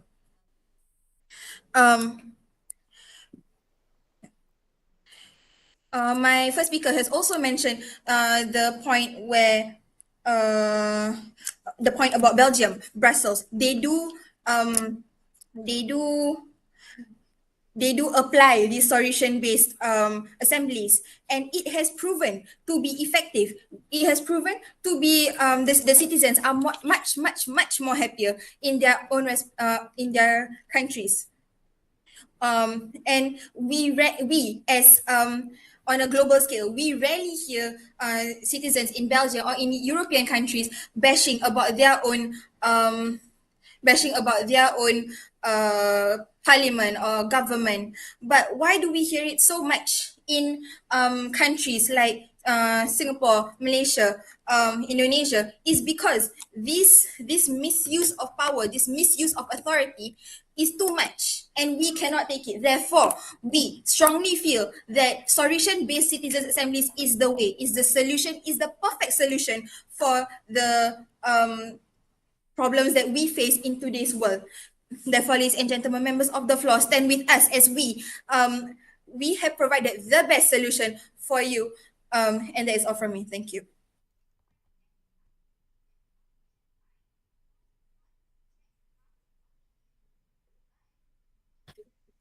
Thank you to the government whip. The speaker spoke for 6 minutes and 44 seconds. Now, I would like to call upon the government whip to deliver his speech. Here. Test. Test.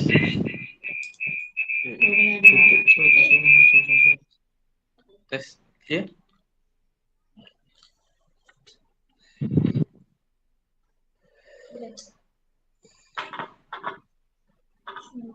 Thank you, Ms. Speaker, our honorable educators, to the diligent timekeeper. To my trusty comrades and also our worthy opponent, it's a pleasure to be here. Okay. Democracy is not just about giving everyone a chance to speak. It is about making sure we, the people making laws, are accountable, prepared, and chosen because the public trusts them to carry national responsibility. This debate is not about whether ordinary citizens deserve participation. Citizen assemblies already work well as adversary discussion on specific issues like climate change or abortion law.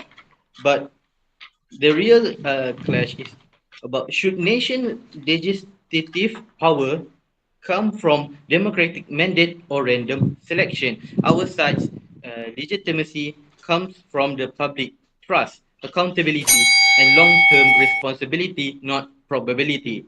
Okay.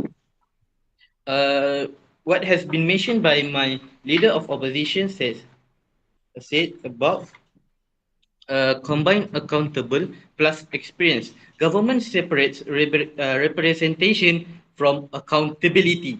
But in democracy, these two things must coexist. Electors elected representatives must earn public trust and spend years understanding policy and can be removed if they fail. And then yes, my deputy said about governance require expertise. Yes, uh, yes, citizen assembly can uh, deliberate after listening, deliberate after listening to expert. But listening to expert is not the same as becoming capable lawmaker. It is le, running legislative involves balancing national budget, handling economic crisis, negating foreign policies, and understanding legal consequences. For now, I would like to mention that the government said about that the assemblies contains like doctor, lawyer, and every that and etc.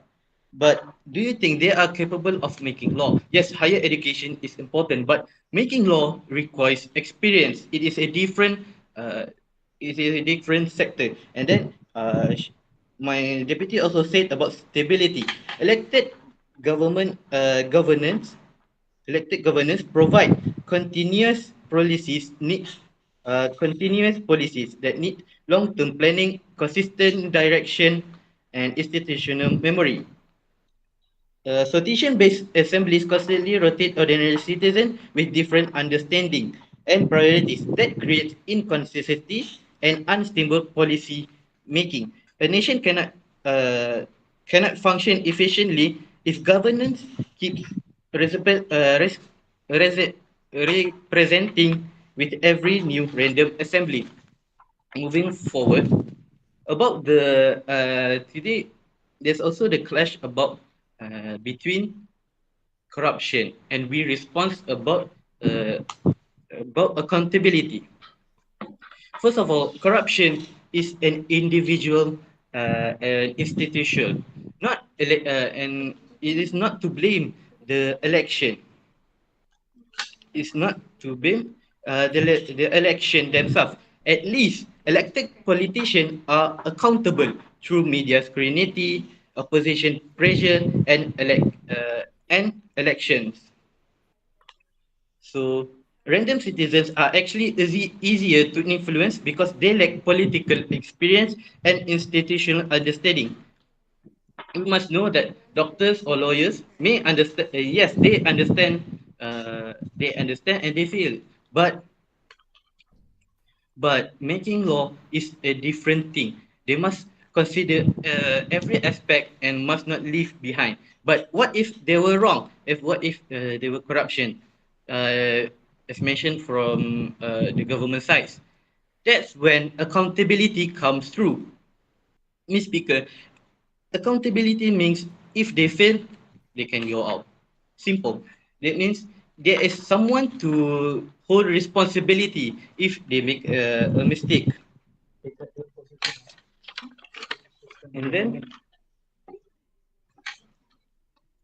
They said about better quality of communication by the Deputy Prime Minister. Understanding problems does not automatically being capable means being capable of solving them at national scale. National scale. A patient may understand pain, but we still need trained doctors to perform surgery. Similarly, lawmakers need policy knowledge, negotiation skills, and governance experience. So, what our oppositions present today is that accountable leadership, people with power must answer to voters. So at the end of the day, the leader is also accountable for the voters. So in the same time, the voters actually have a choice. And then the lawmaking is not simply sharing opinions, but requires skill, experience. So uh, and then moving forward, stability. Countries need consistent leadership, not temporary practical experiments. Uh, the government romanticize randomness, but nations are not governed through luck. A nation's future is too important to be decided by political lottery.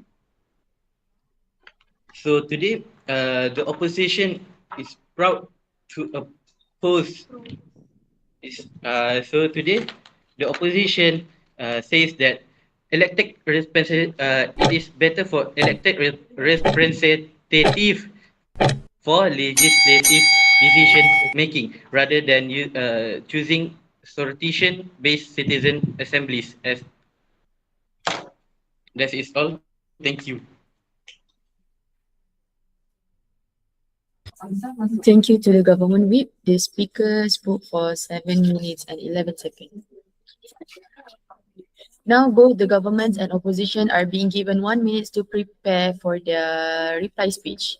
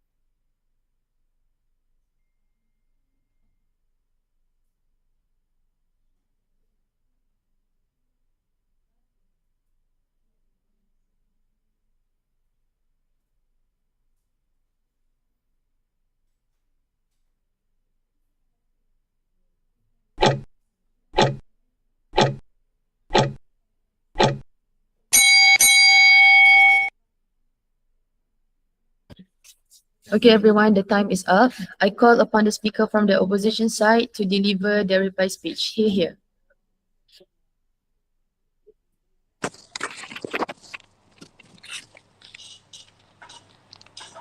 Members of the House, in this debate, the opposition has clearly won because we proved that elected representative is more compatible than sortition as we shows how much the impact would be for the stakeholders, especially the citizens. Firstly, the government always bring in the point of corruption, and they say if these sortition-based citizen assemblies will get zero or empty corruption. The DLO said there is our side. The DLO has said that there is SPRM. We have SPR. So this organization will make and will punish the people who were who were who mistreat the citizen. So let me ask you, if there is a if the problem is from the people itself, why must we burn all the system? It's like if there is an accident in the road, in the highway, caused by a people who drive very dangerously and over limiting the speed.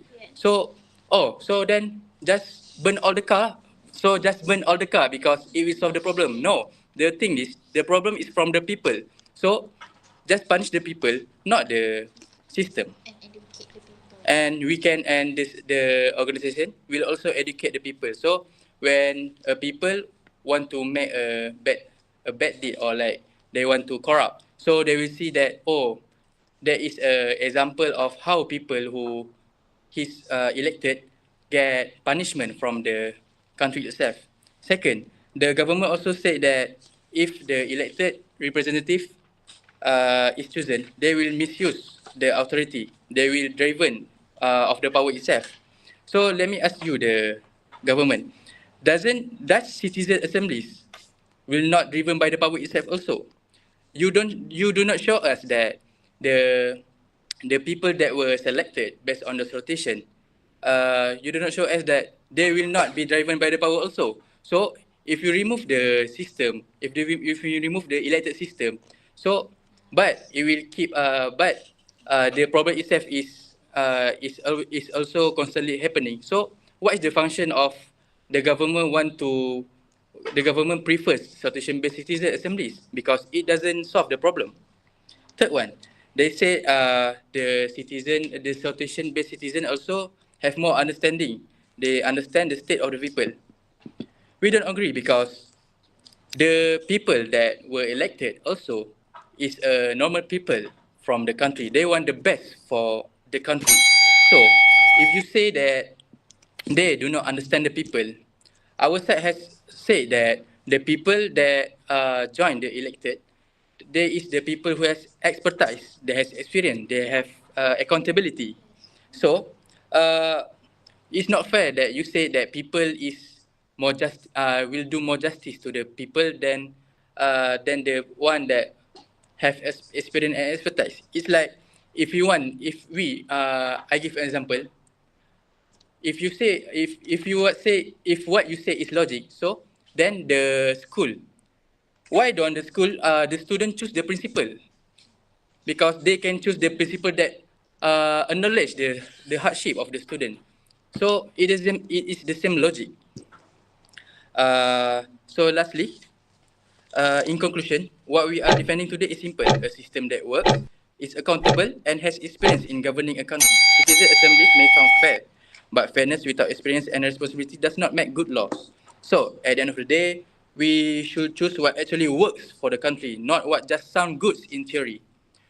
We relying uh, on we relying on certainty. They just relying on uncertainty. So because of that, we from the opposition side we are proud to oppose this motion. Thank you. All right, thank you to the opposition side for the reply speech. Now let's welcome the speaker from the government side to give their reply speech. The floor is yours. Can you hear me? Okay. I will begin my speech in 3, 2, 1. When we read this debate, our arguments stand stronger for many reasons. Our arguments are more logical, more impactful, and more consistent. The opposition may have raised concerns like we say that we say that corruption, right? And then you say that we have SPRM, but you guys did not stated that how do we ensure that the corruption in SPRM themselves. So, and actually what we wanted, that the main problem to this is that corruption is the biggest problem here. And why we have the why we address alternative to pick what you say, a random sortation base is to reduce corruption than what we have now. Okay. The opposition has given us solutions, but in order for us to be better, how you say, we already have the solutions, you say, but we still have this problem. It does not get better. So what we give is to reduce them and make a better system. Okay. Also, you say that elected elected the opinions to account, but we say it is false promise. You do not give evidence to if they are giving in opinions after their undi apa their election, their voting. You did not give that. So and then you guys has also said that these elected representative are more trained. So, but we say they can also be trained just the same as them, because they are also educational. And as I said before, we do not. You say that we romanticize random sortation base, but we say it is random, but they still need to follow the qualification in becoming a elected representative. So and also you guys said that during the reply speech, you guys said that students are choosing principal, as in like that you guys are some kind of saying the same concept, but I believe that is irrelevant to this topic. It is not the same. Okay. How many minutes? Okay. So therefore, and with oh sorry. Then no. And therefore, and with that, we believe our side has clearly provided a stronger case and should win this debate. And we stand for that we prefer sortation-based citizens to be elected representative for legal making decisions. Thank you. Thank you for the speaker from the government side for the reply speech. This is all for this first round debate session.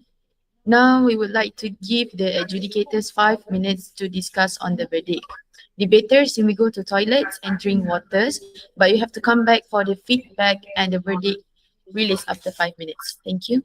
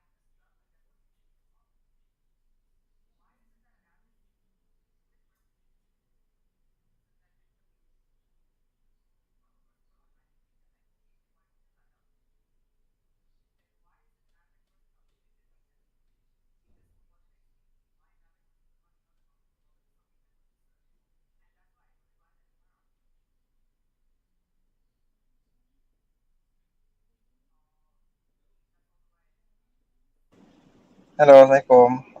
Are you ready?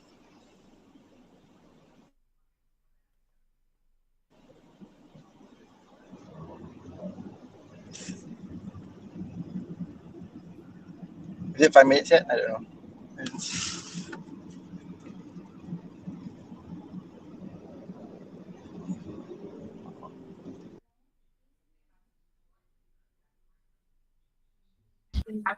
Not yet. We have 2 minutes more. Okay, got you.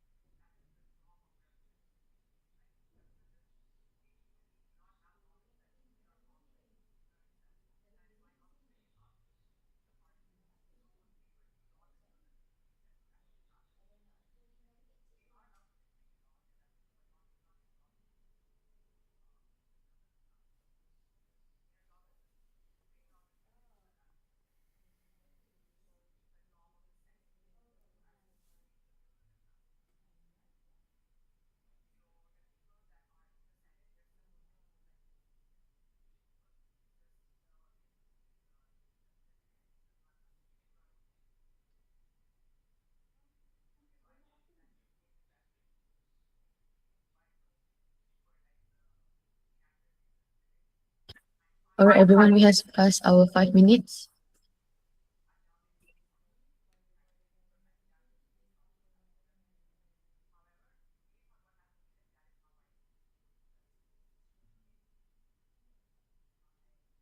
Okay. So ready? Yeah. Yes.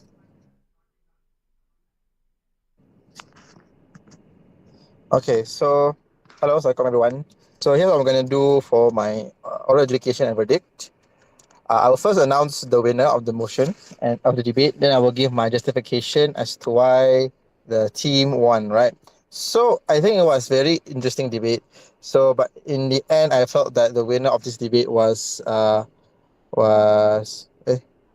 was opposition. All right. So for a few for a few reasons. Yeah. So please take note. Opposition wins this debate. I think number one, this debate is very tricky. But a key thing that both teams needed to do was compare both sides, right? Compare in the sense of like the how sortition achieve its goals and how does the current legacy legislative assemblies does not do that, right? I think like there's a lack of like illustration as to how each system can achieve their goals, like, right? So that was, I think it was more prominent on government side, where I was not clear onto how sortation base can actually solve problems, societal problems, community national issues and such. So I understand the concept of it. Like, for example, you provide you provide examples of how sortation base could have been very helpful in sense of like, the people who make the legislation are individuals who have gone through the struggles and the struggles and challenges of daily life. There was still a lack of like analysis of as to how that particular system is much better than how to say the current legislative assembly lah. So I think like essentially the first reason, that's number one lah. Second is like I think in terms of analysis on the system and how you find solution to, it was much clearer on opposition, right? I think albeit it's just a simple line of like, oh, these people in the politician, the people in the legislative assemblies have gone through a lot more, have a lot more experience in terms of like running a country, right? But I think for me that was enough to say that, oh, opposition is much more clearer in terms of telling me how that particular system can find solutions for the nation, right? So I think government need to do something like more straightforward as that, just to say the way it solves problems is because we gather all these random people, but normal people, and then they people experience, they discuss and so on. Right, that particular process was needed to be more clearer instead of just saying, oh, we have smart people, we have experts. For me, it's not enough, right? So I think there needs to be a lot more clearer on that aspect. So that's number two. Number three is, I think yeah. So I think as mentioned before, I felt that I needed a bit more illustration and characterization of sortition, right? Why is it better? How is it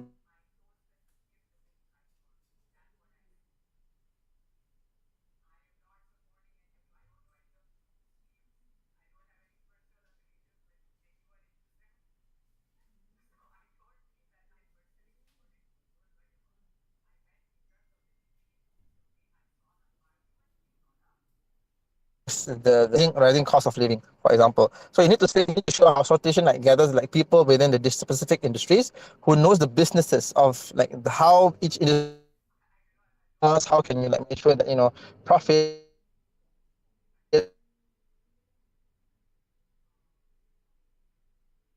questions to find a better solution, right? So I need a bit more explanation, process explanation as of to why the sortition, why it's much better, right? And I think the reason why legislation assemblies has a low burden to explain it because that's status quo. I think a lot of people already understands that's how legislative works, which is MPs go into parliament, they discuss, and they find a solution, right? I think that it's a bit more easier on for me in that sense because it's something that already happened and a lot of people know about it. But because sortition is very unique, hence I think there need to be more explanation. I think I'm not sure about the example of sorry, not Brazil, Belgium, and all that. I don't know the specifics of it. So you need to be very clear. You need to be very explicit as to how Belgium does it. You need to be more explicit as to how all these things happen, right? But I think just to correct one of the things that was said is that people still complain about European parliaments. People still don't much more vocal about their parliaments lah, basically. Yeah. So I think lastly, I think the idea of accountability. I think I agree. I can see the argument coming from government about less corruption. But I think that's just about it. There's no explanation as to how sortition removes the corruption part, right? I think it's a lot of assumptions on government side to say, oh, just because individuals are not from elite communities, elite families, or elite background, therefore no corruption will happen. I think that's very a slippery slope. It's just a very one-sided sort of assumption. There needs to be structural analysis, very proper illustration as to how just because you came as a normal people, you won't be prone to corruption or bribery or whatever, right? You can say things like maybe even you can say things like, for example, you are more aware of the impact of corruption, therefore you are more likely to not be part of the corrupted system. I think a simple line as that will give you a better leverage on this particular helps to elevate your analysis on how sortition removes corruption, right? So I think accountability, I think was much clearer on right? They provided SPRM, for example. Even if I were to buy your rebuttal on SPRM being equally as corrupted, right? I still agree that politicians still need to listen to their constituents, even if, like you said, even if they're just getting to be voted, they can still be voted out, right? So I think in terms of accountability, it was much more clearer and it's much more more straightforward when it comes from opposition side, right? So I think so actually because based on those reasons, I give the win to side of opposition. Yeah. Any questions? Mister, may I know who is the best speaker? Yeah. Who am I the speaker? Jap. Hold on. Okay, my best speaker for this debate is opposition whip.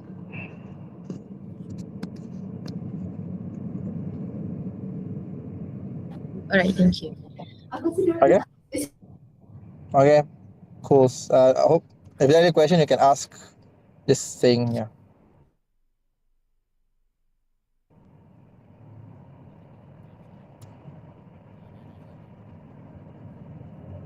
Okay, there's no questions. I'm good. Thank you.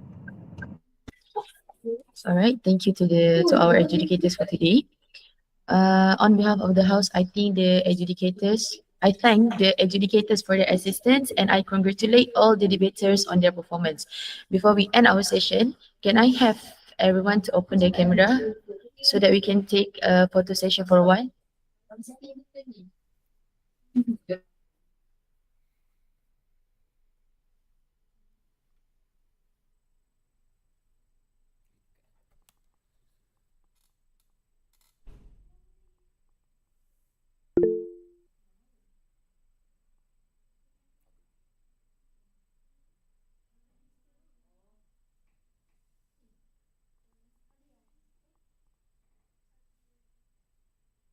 All right. 1, 2, 3. Okay, one more. 1, 2, 3.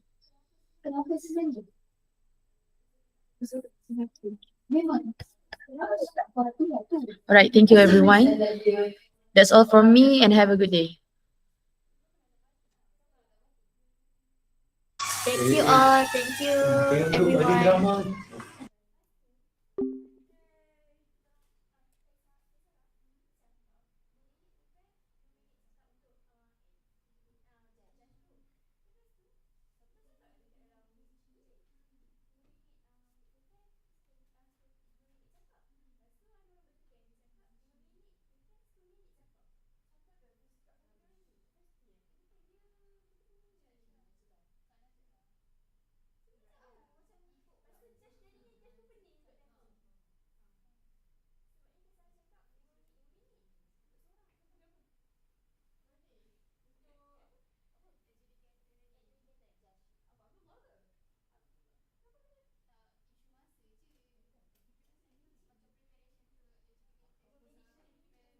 Opposite position. Yang best speaker opposition week. Yang menang siapa? Sebab tak silap aku dia bagi tahu awal. Okay.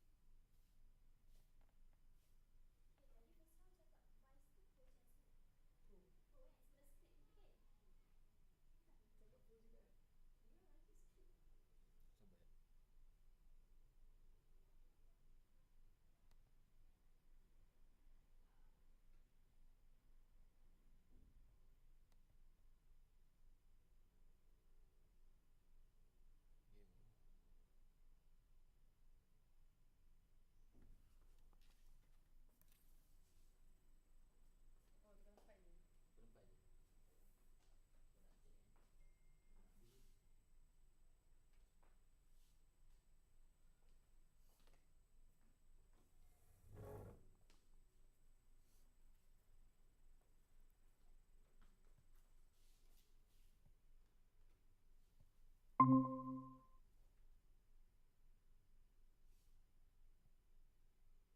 ni memang dah stream Kita tak stop stream lagi.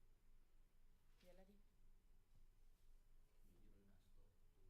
Sebab stream key sama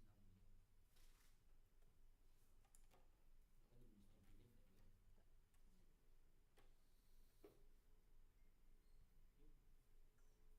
Tak. 2006.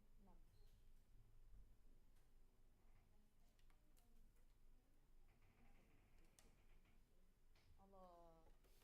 Asal dia tutup ni?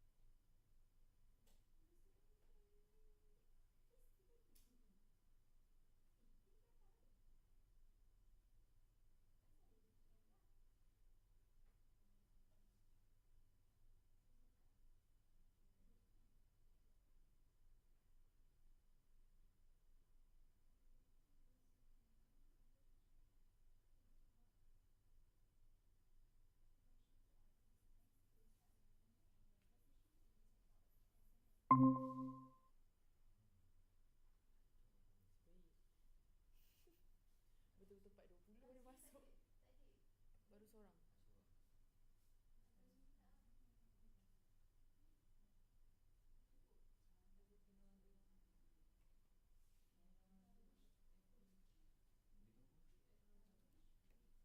Sekejap tunggu dia masuk, lepas tu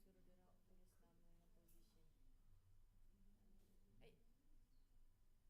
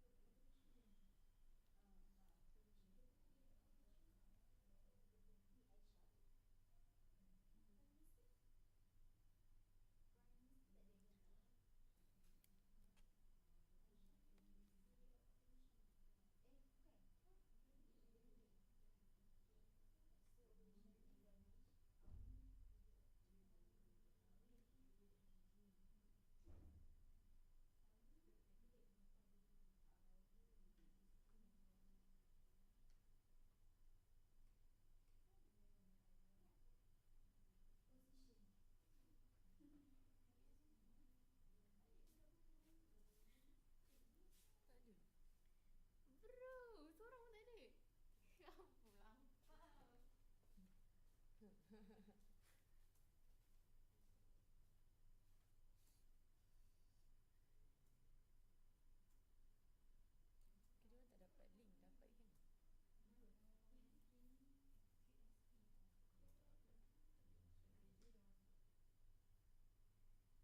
Okay.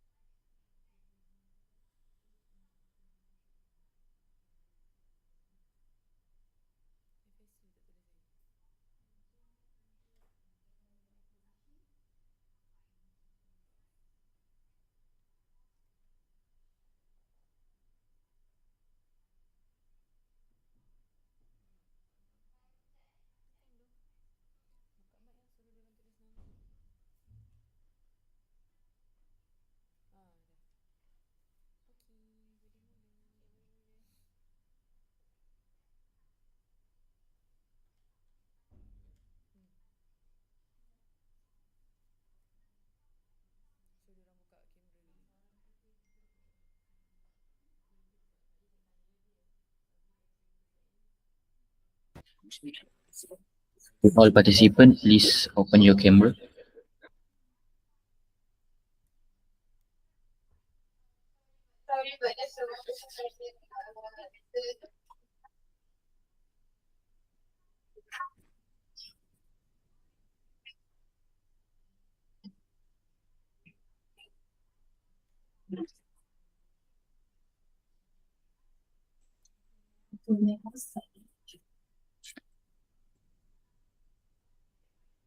Good evening, everyone. I am pleased to welcome you all to this third round of the Vice Chancellor Debate Cup Championship 2026, University Science Islam Malaysia Usim. Allow me to reiterate that today's motion is in developing countries, this House would prioritize heavily subsidizing predictive medical screening technologies over significantly expanding primary care services. I'm Haikal and I will be the speaker and the timekeeper for this rule. Now I will state the rule and order for this championship. Each debater will have 7 minutes to deliver his or her speech. The bell will ring once to indicate the first minute has ended and points of information may be given. The bell will ring once after the 6 minute mark and will ring twice at the end of the 7 minute speech. I would like to remind the member of the floor they may only raise points of information in the constructive speech and only after the first minute and before the last minute of speech. You may unmute your mic to state your request for point of information. Are there any inquiries before we start? Okay. Now let me introduce our members for today. From the government side, we have Prime Minister Amni, Deputy Prime Minister Adam, and Government Whip Fatih. From the opposition side, we have Leader of Opposition Aminah, Deputy Leader of Opposition Sabrina, and Opposition Whip Fatma. Joining us today is also our adjudicator, Mr. Abdullah Saud Fahmi. Okay, with that, I call upon the Prime Minister to deliver his or her speech.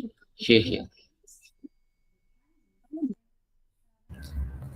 Okay, so ladies and gentlemen, the motion is in developing countries, this house would prioritize heavily subsidizing predictive medical screening technologies over significantly expanding primary care service. So the definition I would like to give is predictive medical screening, primary care service, heavily subsidizing.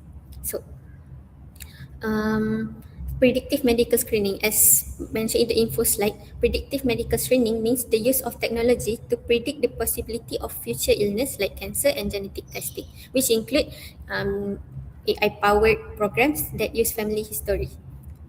Okay, so primary care service means that refer to the healthcare service that are first point of contact for patient that provide service like immunization, basic medical treatment, and referrals. And heavily subsidizing means government pays bulk of the cost to make the predictive medical screening or the technology cheaper for the public. So like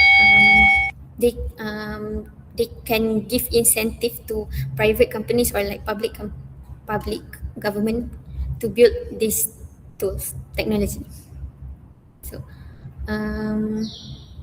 significantly, for the status quo in developing countries, mostly they expand clinics and primary healthcare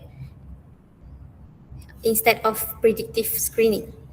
So our mechanism is we as a government want to subsidize this predictive screening after our primary care is already at a good coverage rather than overspending it so we will use the money to invest in the predictive screening. So the stakeholder that will be affected by this motion are society, doctor, and health service. So in this motion, throughout this debate, we as a government side will prove that by subsidizing predictive screening, we can provide a better healthcare. So I would like to ask the opposition to prove that how expanding primary care is a success if patients only arrive at the clinic when their diseases are too advanced and too expensive to treat. So my first argument is optimizing treatment through early detection. So in developing countries, primary care is overwhelmed by every patient that walk with complicated case and with advanced symptoms. So by subsidizing predictive screening, we will make the healthcare more efficient by catching disease when they are at easy stage to treat, and for doctors to treat rather than waiting it to become a complex disease. So, and if the stage is at a complex stage, the treatment cost will be higher also. So who will be affected, which is who are involved in this treatment is people, patients that are currently unaware of their condition. So if they get predictive screening, they can detect their condition early, for example like cancer. So we use this predictive screening to find less complex cases like early hypertension and early stage of cancer. So that can be treated by prescription rather than a complicated surgery. So why? Because treating a simple case is usually faster, cheaper, and there is high risk for it to be successful. High chances for it to be successful. So, how will this be implemented is like the patient will get screening using the predictive medical screening. Then the patient will go to the doctor with the data that they get, and then the doctor will provide the treatment accordingly based on their disease. So the doctor will give a quick and effective treatment. So, like for example, like a doctor can treat. It is easier for a doctor to treat multiple patients with early stage disease rather than a doctor can treat multiple patients with early stage disease rather than, at the same time as when they want to treat a critical patient. So we as a government cannot afford to wait like several years for primary care to be perfect, while our citizens get sick and get complex disease, and they detect this disease at a late stage. So we must choose a path that is suitable for our 21st century 21st century problems. So by predictive screening, we didn't just give them diagnosis, we give them a cure, early cure. So that's all for me. That the motion stands. Thank you.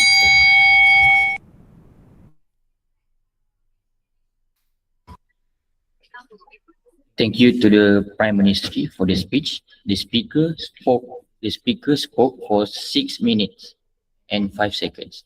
Now I would like to call upon Leader of Opposition to deliver her speech. The floor is yours. Bismillahirrahmanirrahim. Good afternoon, honorable judges, esteemed government bench, and fellow debater and audience. So, my name is Amina, and I stand as the leader of opposition. I will firmly oppose to this motion about this house. In developing countries, this house would prioritize heavily subsidizing predictive medical screening technologies over significantly expanding primary care service. Our stance as the opposition is that this motion is unnecessary, ineffective, harmful, and as we believe that expanding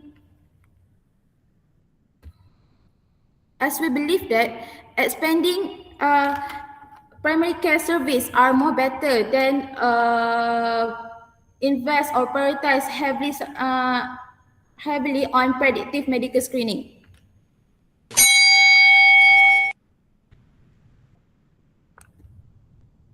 First, I must challenge before I move to the next occasion, I must note that Prime Minister has provided a very narrow mechanism or burden of proof for this debate because they have asked us to support something that does not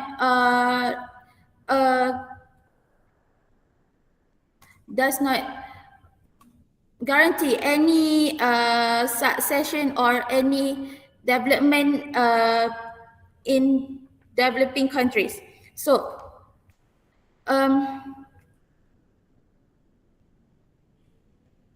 as the government said,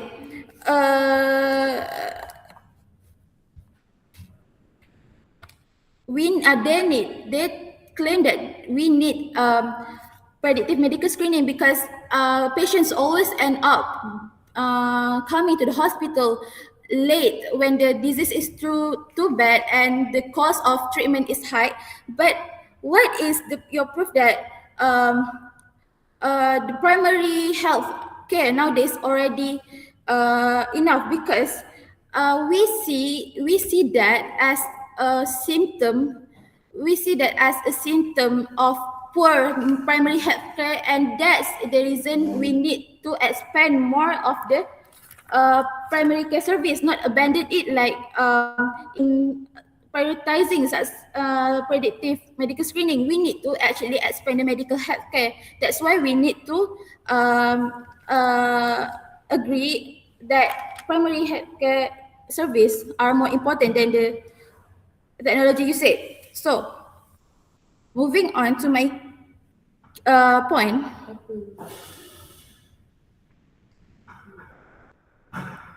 The shortage of or a labor mismatch. So, as in subsidizing high technology predictive screening creates a gap, unstable economy where we invest in because the government plan to risk creating a fragile, a very unguaranteed healthcare system that can collapse the moment the technology fails or the funding dries up. And by prioritizing predictive technology, we are essentially automating that thinking part of the real medical or medicine while is neglected. First, this creates a crisis for unemployed or even a newly graduate medical student. In developing nations, we need a massive mobilization of human capital itself, doctors, nurses, and midwives to reach the grassroots. What if the place that you claim to build a very predictive medical screening is a rural area where nobody in the community can reach for help for their healthcare? And so, when the state redirects subsidies toward expensive technology or predictive software, it shrinks the budget for hiring or expanding the primary healthcare, and we end up with a doctor who are over reliant on box or a system or algorithm rather than clinical intuition. So, furthermore, this technology approach deepens the, as I said before, the rural-urban divide. So predictive technology is is a difficult thing to maintain in rural areas where broken technologies stay broken for months.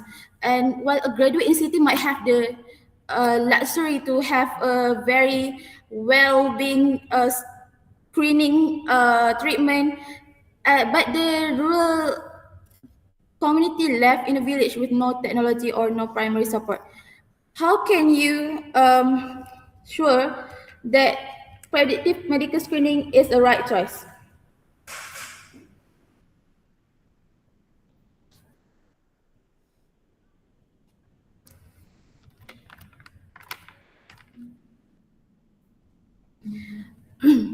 And also by prioritizing subsidies of technology over the expansion of primary care, the government is not just failing to provide healthcare, but they are sabotaging the career path of our medical professionals and also let them and the patients who in needs vulnerable to the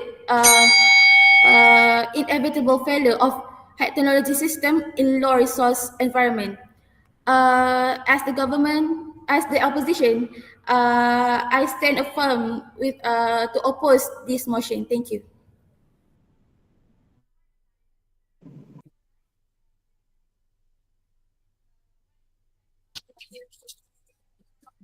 Thank you to the leader of opposition for the speech. The speaker spoke for 6 minutes and 18 seconds. Now I would like to call upon Deputy Prime Minister to deliver his speech. The floor is yours.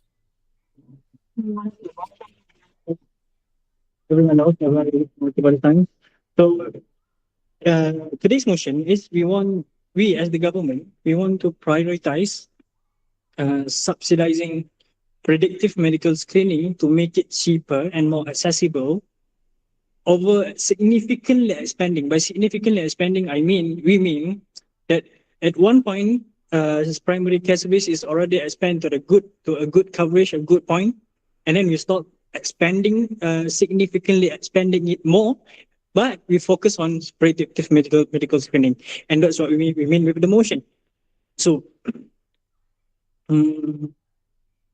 that's my first point. Okay, so I have few rebuttals towards the opposition side.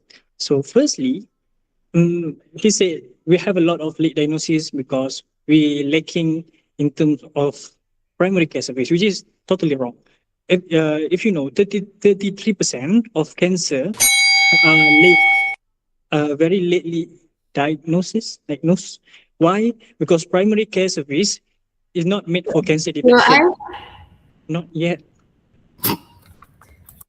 Okay. No, sorry. Not made for cancer detection. So what does primary care service mean? Primary care service cater towards general practices like dental, broken bones, flu, infection, those stuff. Not towards. Yeah, go on. Okay. You said that you didn't mention that you didn't mention about the patient end up coming to the hospital late and have the worst, have already the disease already getting worse. Okay. Thank you. I get your point. I have time. Okay. So yes, well, maybe they come late. Why do they come late towards the hospital? Why? Because they don't know they have the diseases. But if we have predictive screening, they can check themselves and they can know it earlier rather than waiting themselves to get sick very bad. Then after that, they go to the clinics. Okay. Also, she said about they want to focus on medical intuition and not algorithm and bots whatsoever. But if you know about coding and algorithm whatsoever, the algorithm itself is based on medical knowledge.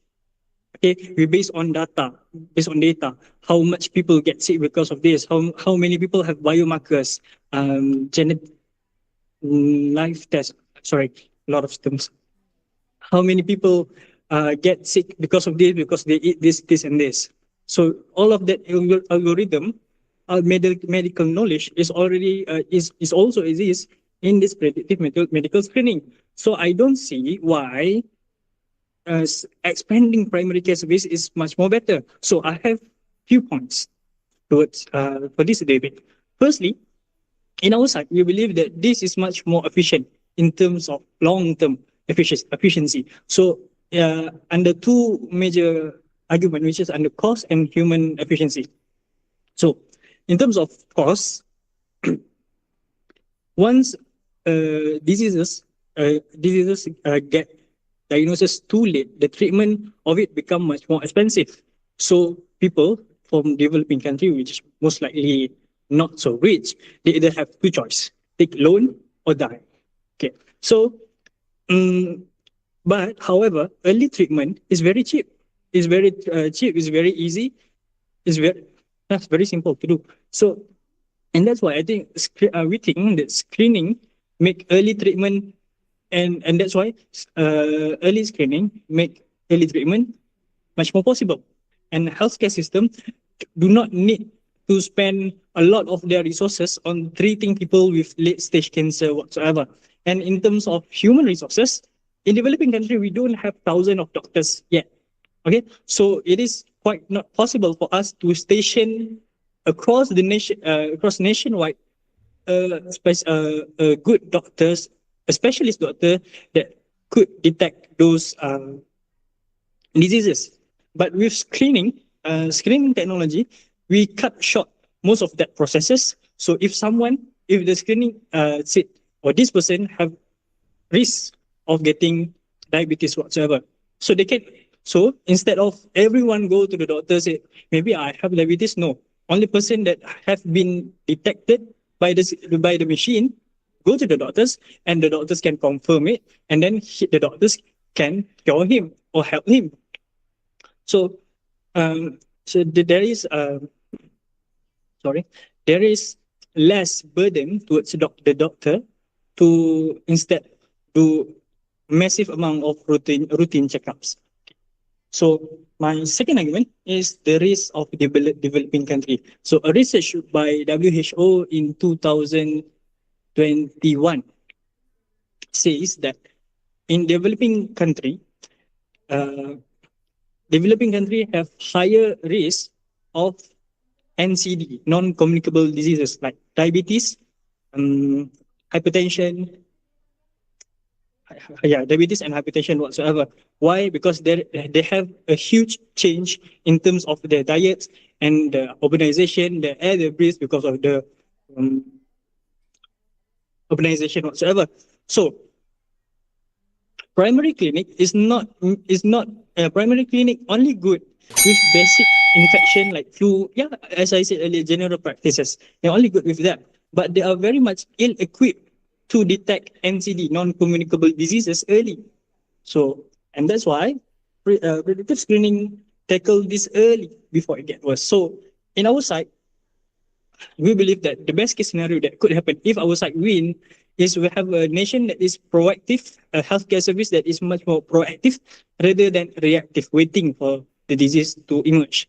And if the motion fall, we think the worst case scenario is people with higher risk of getting diseases which will left unattended, because to get a screening for NCD is expensive. So that's why in our side, I think we cater towards the stakeholders such as health service and the society itself. and let the motion fall. Let the motion stand. Thank you.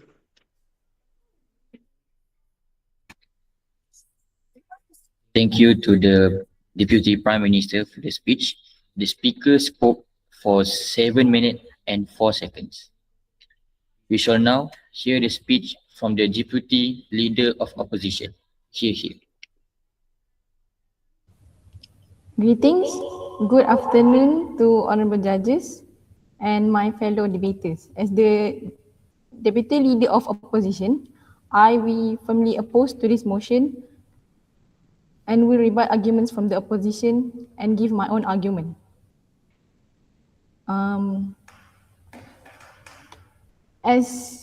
First and foremost, I would like to briefly rebut the points presented by the Deputy Prime Minister. As you mentioned, it is more efficient for humans. And you stated, you give an example such as diabetes and the other one. But as you realize, diabetes is a common disease. But you fail to realize that there are more than 7,000 distinct rare diseases exist. What happens if a new disease happens? If a new disease exists or occurred, even the predictive medical screening technology can't or fails to complete the diagnosis or detect the symptoms of the new disease. For example, as the current issues we have now, there's a new disease that occurs such as hantavirus. It comes from a virus that circulates in rodents such as mice and rats. It is a new disease that yes. So hantavirus is not a new virus. Also, if the predictive screening cannot I'm detect sorry, but I will not answer your question. I sorry. would like to fulfill my minutes. Thank you. That is my rebut. Moving on to my first point is heavily subsidizing predictive technology in a weak healthcare system leads to a diagnostic nightmare that drains already scarce resources. This is important because predictive technologies often use AI to play high-risk individuals based on data patterns. However, these tools are prone to false positives. In a developed country, a false positive leads to a follow-up test. In a developing country where primary care is underexpanded, a surge of predicted patients will overwhelm the few existing clinics. This forces primary care doctors to spend all their time retesting healthy people flagged by an algorithm, rather than treating the truly sick people waiting outside their door.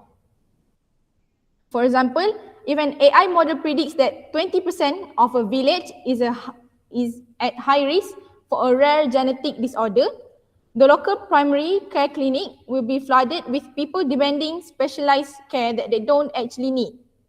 This care diverts the clinic's limited supply of antibiotics and nursing hours away from patients with actual active infection like tuberculosis or pneumonia.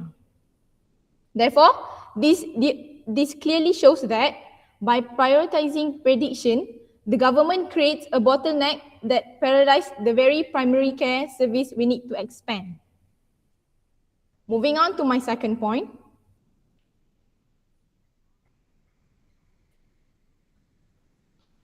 This will lead to predicting a disease is useless if you don't have the clinics or medicine to treat it.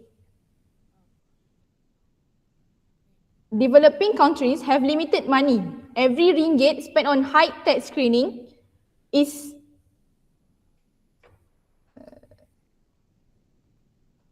a ringgit taken away from basic clinics. It is a waste to use an expensive machine to tell a villager that they might have a heart problem.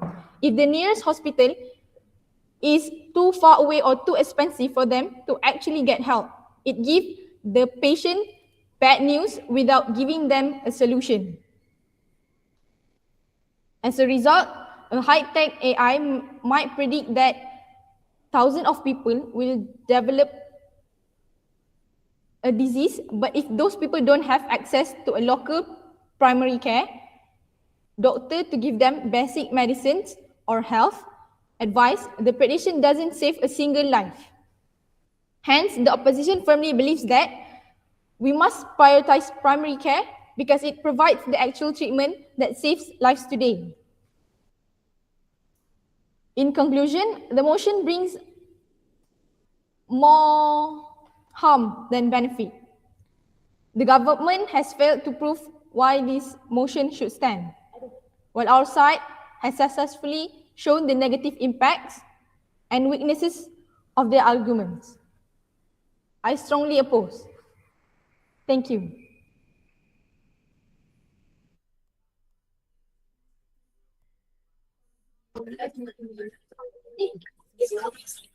Thank you to the Deputy Leader of Opposition for the speech.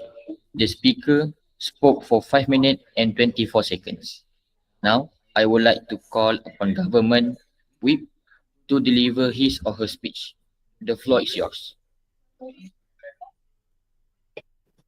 Okay, ladies and gentlemen, our motion today is in this developing country, this House would prioritize heavily subsidizing predictive medical screening technologies over significantly expanding primary care.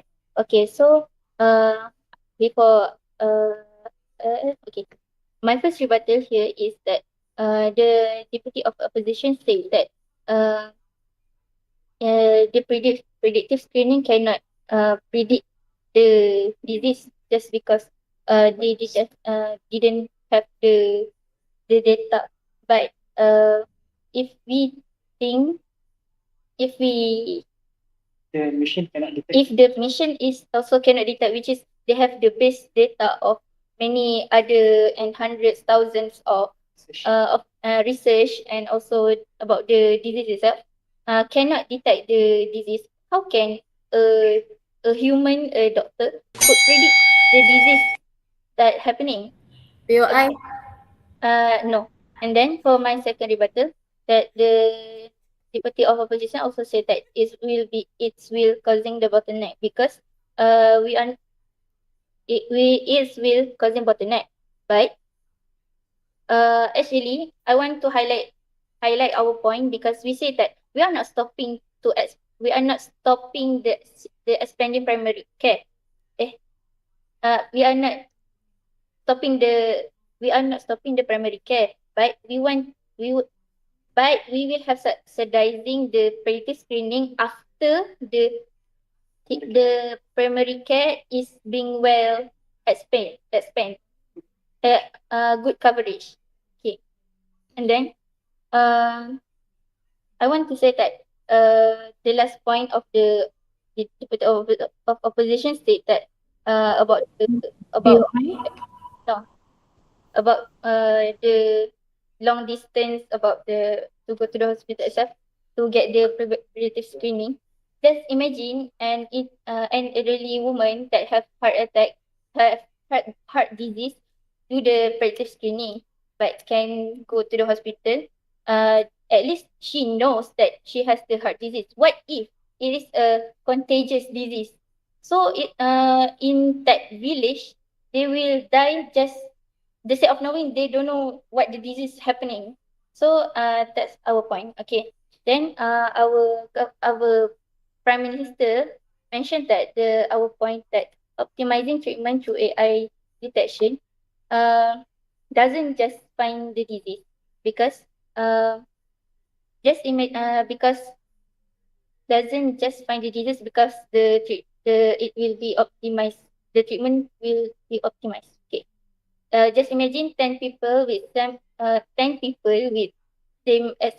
treatment, but only 3 that's work.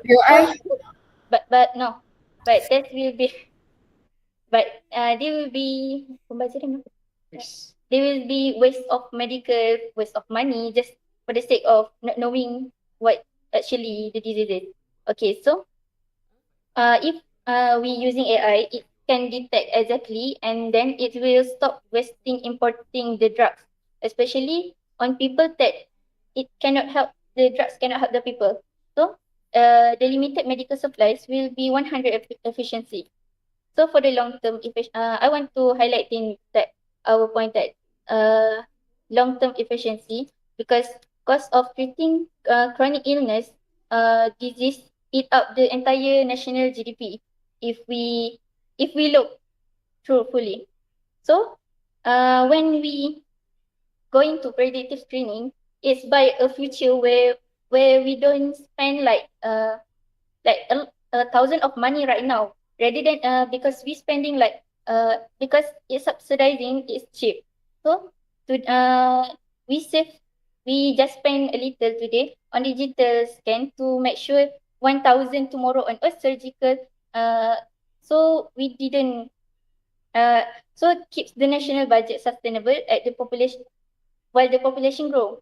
And then for I want to highlighting the that our best case scenario, that if we subsidizing the predictive medical screening, we will create a world with better healthcare, which is a proactive rather than reactive itself. Because there will be more healthy citizens, government can save massive amount of money and prevent and overwhelm uh, overwhelm hospital, not overwhelm healthcare service. While the worst case scenario, if our motion fall, it will causing that the cost will be higher for our stakeholder, because the citizen itself, and also covering for doctor will be also too expensive. So then more people with high risk will be unattended. So ladies and gentlemen, by optimizing the treatment through the AI, we ensure that no medical wasted, no doctor squandered around, and then no future budget is destroyed by this preventable emergency. So we actually future proofing our national survival, nation survival. Okay. Let's the motion stand. Thank you.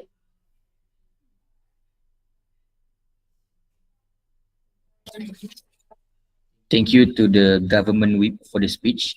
The speaker spoke for 6 minutes and 40 seconds. Now, I would like to call upon opposition whip to deliver his or her speech. The floor is yours. Assalamualaikum. I disagree with arguments made by the government side.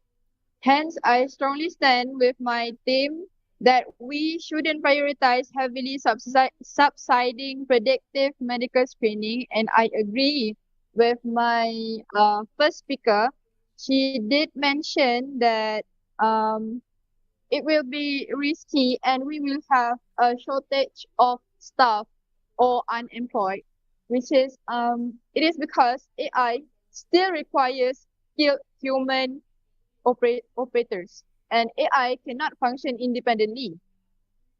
And hospitals still needs doctors, data analysts, and IT specialists, and so on. Other than that, if countries focus too much on AI instead of trained healthcare workers, they will end up lacking qualified staff to operate the hospital properly. I also stand firm with my team. My second speaker, she did mention that using technology or AI will lead to misdiagnosis of disease. It is because technology cannot fully understand human conditions, because machines analyze data but doctors understand humans. Doctors have human natures and they understand emotions, lifestyles, family backgrounds, and patient behavior. It can be they have this certain disease because of their family backgrounds that AI do not know that. They don't have data on that. I also think that technologies cannot fully understand human conditions, as if two patients with the same medical result may require different treatments. And I have questions. Oh, you have Right. Can I? no. I wanted to ask, what guarantee is there that technology will actually strengthen and preserve doctors' skills? I don't think that the government side have um clearly clarified this. And just now I noticed that the Prime Minister of government mentioned that technology screening is cheaper. Like, obviously no, because mm,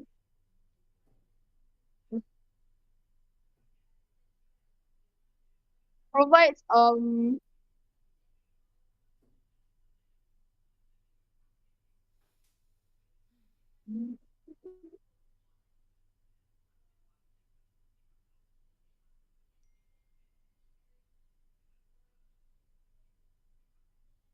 provides hospitals provides healthcare access to more people. Primary care services are usually cheaper, and it is easier to access, and it is closer to communities.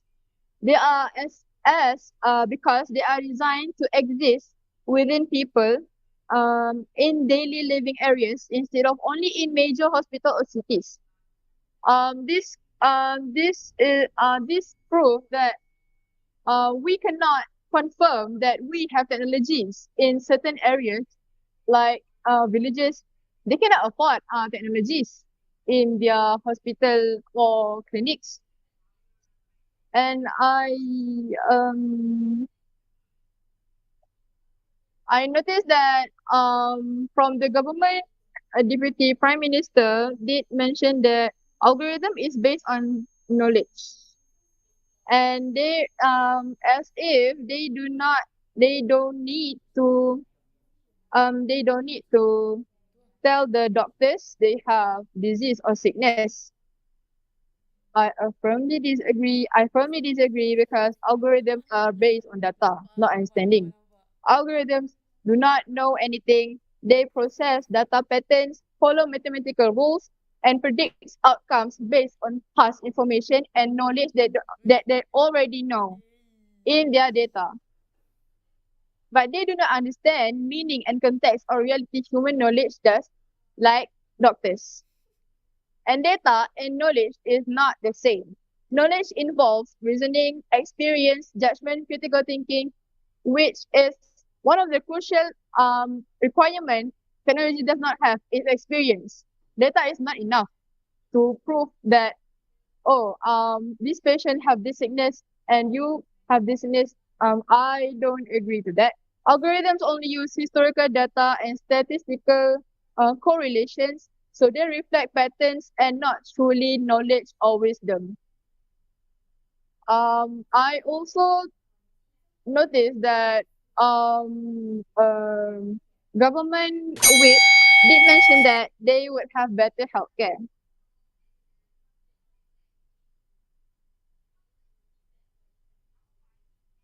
What guarantee that is there that technology will strengthen and will actually strengthen and preserve doctor skills?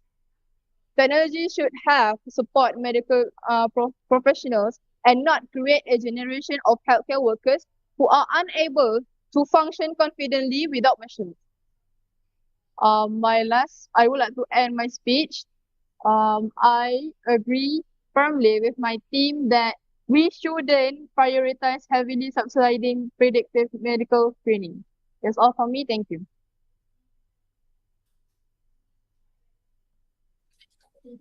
Thank you to the opposition whip for the speech. The speaker spoke for 6 minutes and 45 seconds. Now, Both the government and opposition are being given 1 minute to prepare their reply speech.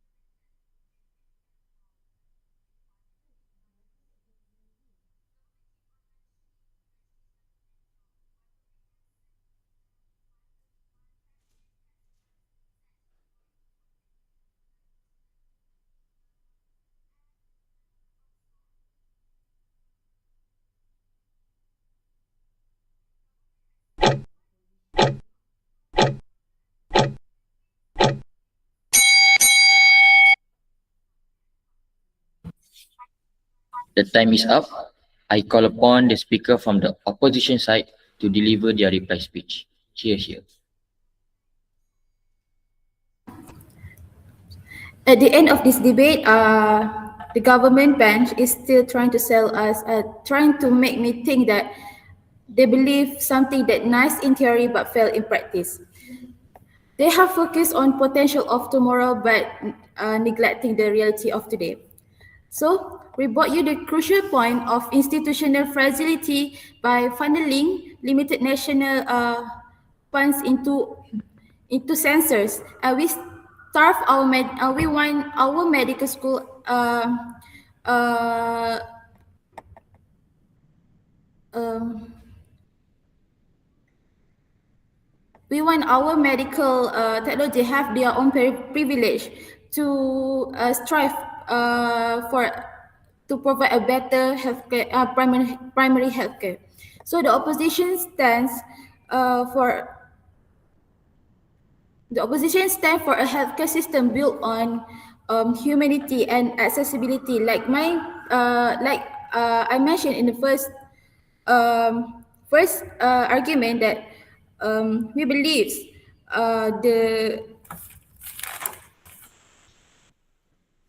we believe that if we prioritize the predictive medical screening, it will only affect the graduates and careers of the medical students nowadays. And Deputy Prime Minister, Deputy Leader of Opposition mentioned that predicting a disease is useless if you have to deal with if you don't have the clinics or medicine to treat it with, and it will lead to misdiagnosis or even over medicalization.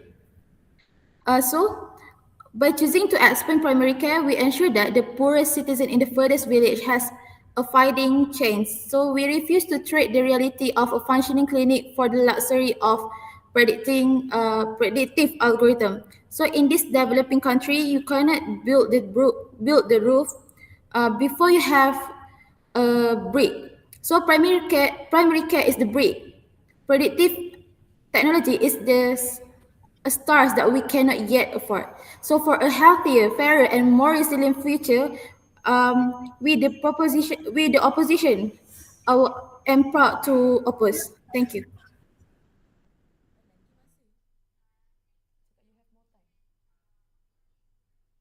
You have more time to continue your speech.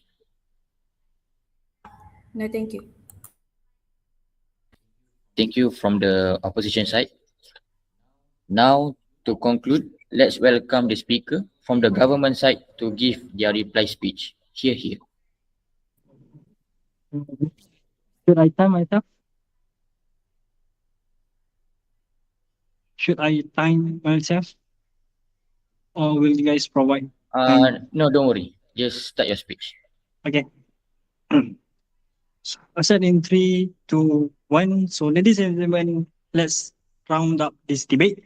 So throughout this debate, there is few things that we argue back and forth together. So in our side, we want to prioritize we want to subsidize predictive technology after we already expanded the primary care service good enough with a good coverage. So we've been saying this from the first speaker to the third speaker. We're saying this all the time. So I hope you guys take note of this one. Okay. So a few clashes with the opposition side that I noticed today is firstly, there is a contradiction within the opposition side. Firstly, they say AI lay off people whatsoever, but later on the third speaker said AI needs specialists to run on whatsoever, to run on IT specialists, data whatsoever, manager. So on our side, we are confused. So we are laying off people. Your side are laying off people or not? What is your argument? So that's first thing. The first weakness that we notice from the opposition side. So, and throughout this debate, the opposition side constantly trying to undermine predictive screening. They only focus on AI. While we see it about family history, as you can reread the info slide given, and this is a fallacy that we call as fear mongering and strawman fallacy. So that they're only thinking about AI. There's fear mongering us about AI. AI is bad. AI can make mistake whatsoever. But the doctor can make mistake too. So I don't see the difference. But AI have huge database, a bigger database, more knowledge than a doctor a single doctor could ever know. So I don't see how they side better. Anyway, and also the point of subsidizing is to make it cheaper, to make predictive screening cheaper. Anyway, sorry. So in our side, we believe that when we provide a predictive medical screening technology, we could help many people instead of never knowing what kind of diseases they have, right? Never knowing that they could know, oh, I have higher chances of getting diabetes, higher chances of getting cancer. I could find a doctor. I should find a doctor. Ask him to help me whatsoever. But in their side, nothing of that could ever happen because they're only focused on primary care service. They're only treating in general practices like bone fracture, flu, those silly things, those simple things. All right. So in a developing country, you need to act as you need to uh, think how to develop your country, not just stay and stuck with, oh, I am a developing country, I don't have money whatsoever. So in our side, we believe that if we provide a predictive medical screening towards our people in our country, our healthcare system will be more proactive, right? We are, sorry, we will be more proactive rather than reactive. We are waiting for people to get sick. After that, we'll fix it. No, we are proactive. We are detecting where is the diseases are.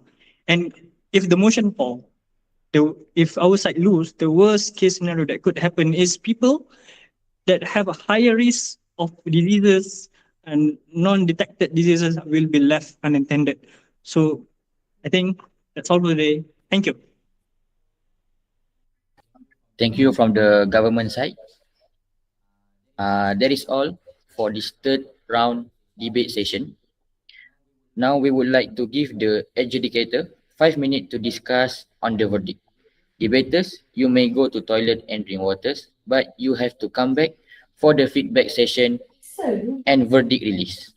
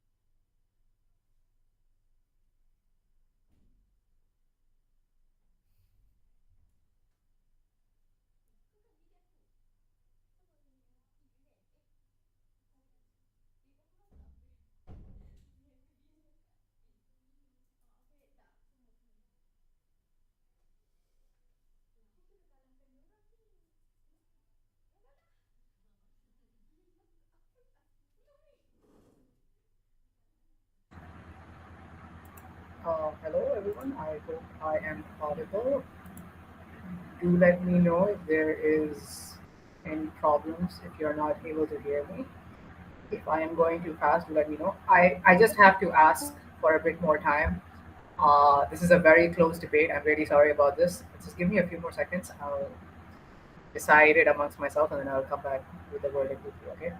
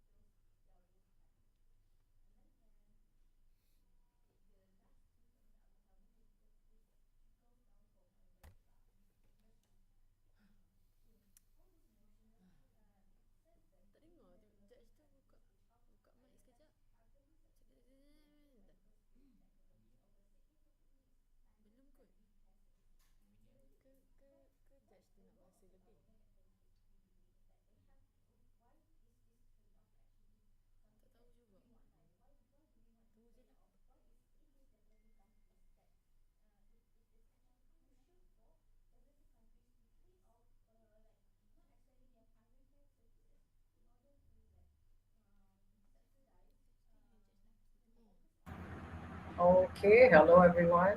I hope you can all hear me. Am I audible? Hello?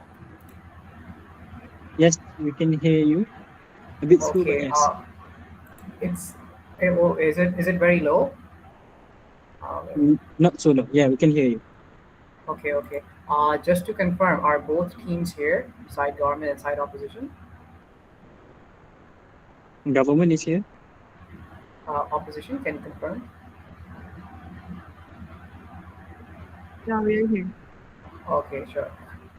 Just to let you know, if I am speaking too fast or if I said something you cannot understand, please do let me know as soon as possible. Don't wait for me to yap and finish every single thing, because then there might be issues between you understanding why I gave the verdict that I did. Okay? So if there's any issues, feel free to unmute yourself and just let me know. Be like, oh, you're speaking too fast, no problem, just let me know.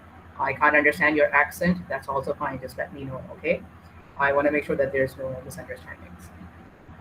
So once again, I'll just tell you how I give my feedback. First, I like to give general comments. Second, I'm going to tell you who won. And thirdly, I'm going to try and explain why I thought they won. Okay? So starting off with general comments, this was a very, very close debate. I have to be honest, I'm still having some issues deciding who the victor is. This is very close. And I think if some things were done, like some technicalities were done more correctly, either side could have won. Okay, so I want both of you teams to know beforehand. At the end of the day, what this motion boiled down to was certain technicalities that were not explained very well, and because of that, I chose the winner that I did.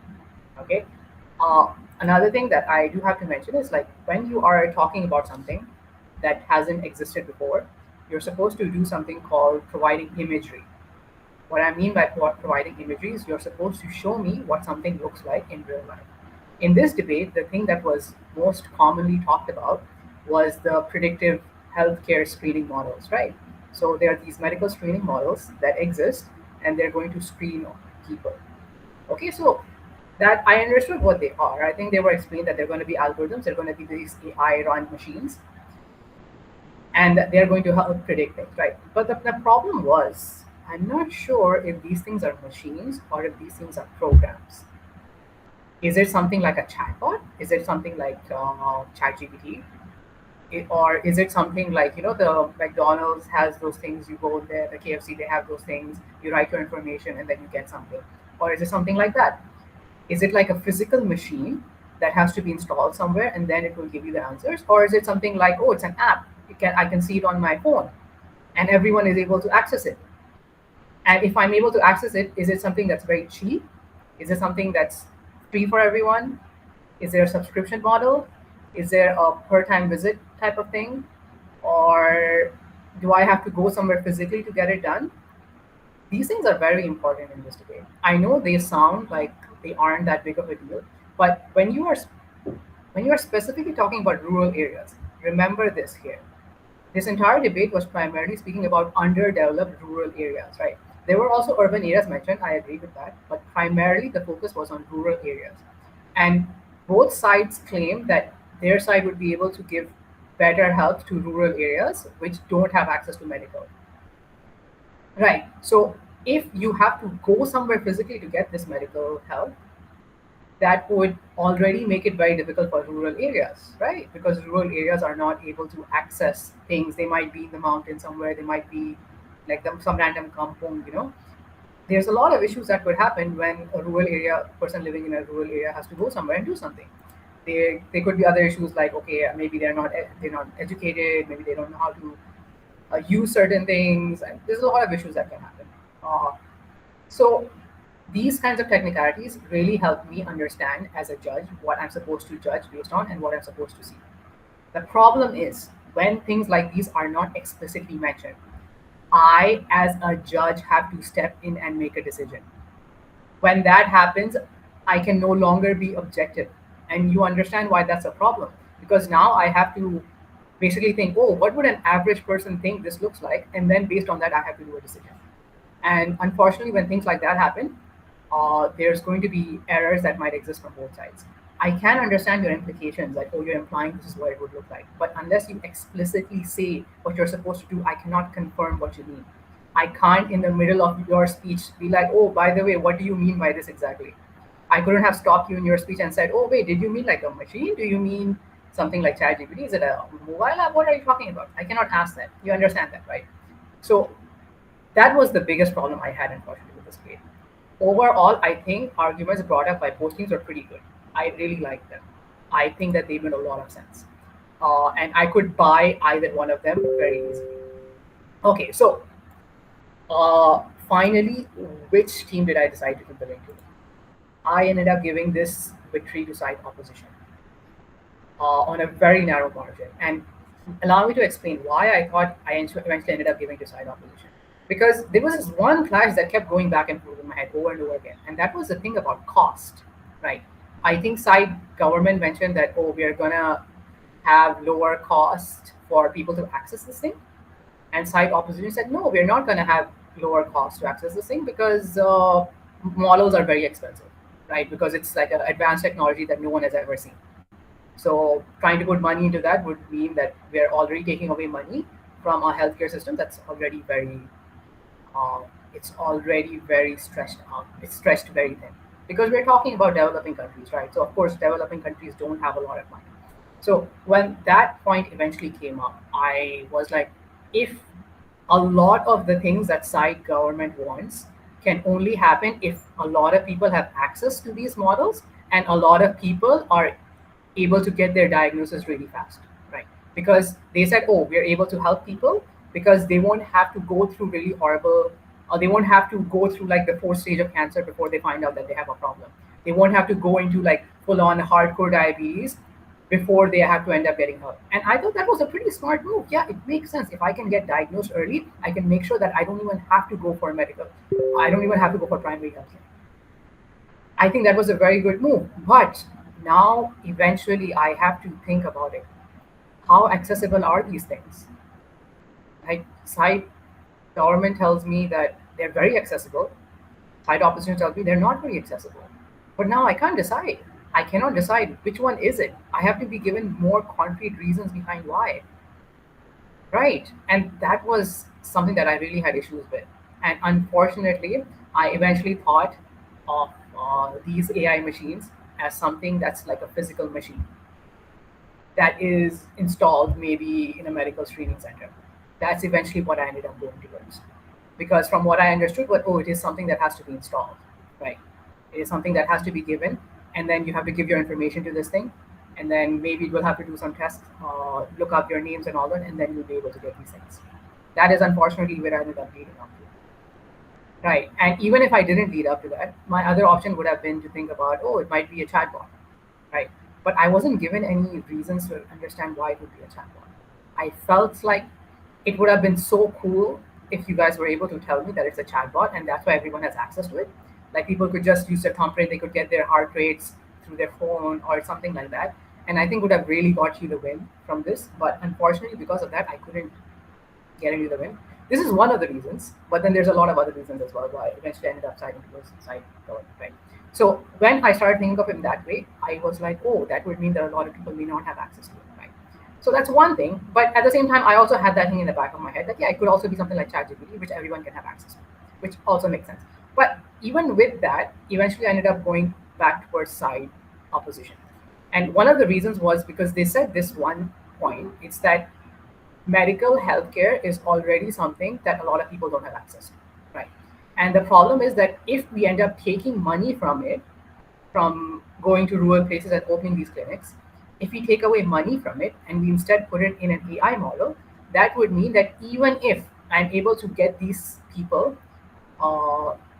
that are able to have access to this AI models, they will still have to go to a medical professional to get the help that they need, right? So when I thought that, I'm like, so that would mean they would still have to rely on primary healthcare services. But now their primary healthcare services have been gutted. And because they have been gutted, eventually I would have to think, so that would mean that it's unlikely for them to do. You see over here that unfortunately, one more time, I had to somewhat use my own opinion in order to form this. And why did I have to use my own opinion to form this? And the reason was because side government didn't directly give me an example. They didn't give me a clash analysis of these two things. They single-handedly, they didn't explain how the medical services are going to be gutted. The cost of this was something that they did not bring up. And because side government did not tell me how big this cost is going to be, I automatically went with side opposition's case that, it's going to cost a lot, and a lot of people would no longer be able to agree to these costs. And that's why they won't be able to get new hospitals and clinics in rural areas. That's what I had to bring up with because there wasn't enough explanation at those times. There's also a third reason. The third reason was about unemployment. So unemployment was this thing about how a lot of medical healthcare professionals will no longer get jobs because people will just rely on AI, right? And I thought that was a pretty valid point. Side government came up with a response, but then they came up with a response in their reply speech. And if it comes in your reply speech, I cannot consider it as a reply. I think it was a smart reply, but unfortunately, I cannot take that into account because it came out very, very late, right? So overall, because of these, there were like certain problems that happened, and due to certain technicalities, I eventually had to give the win to side opposition.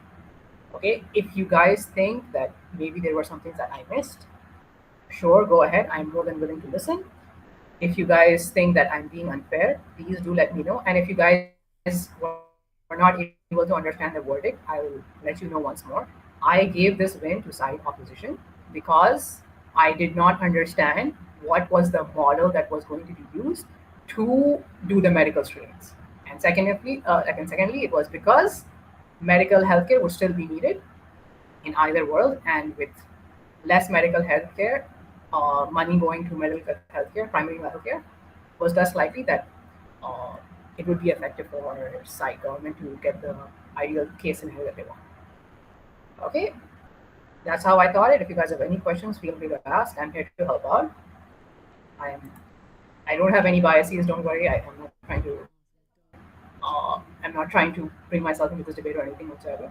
I'm trying my best to be as neutral as I can on this. So do let me know what you guys thought. Once again, it was very narrow. If you have any questions, please feel free to. Please feel free to tell me. If I was speaking too fast, it's fine. Do let me know. I'll try and fix it.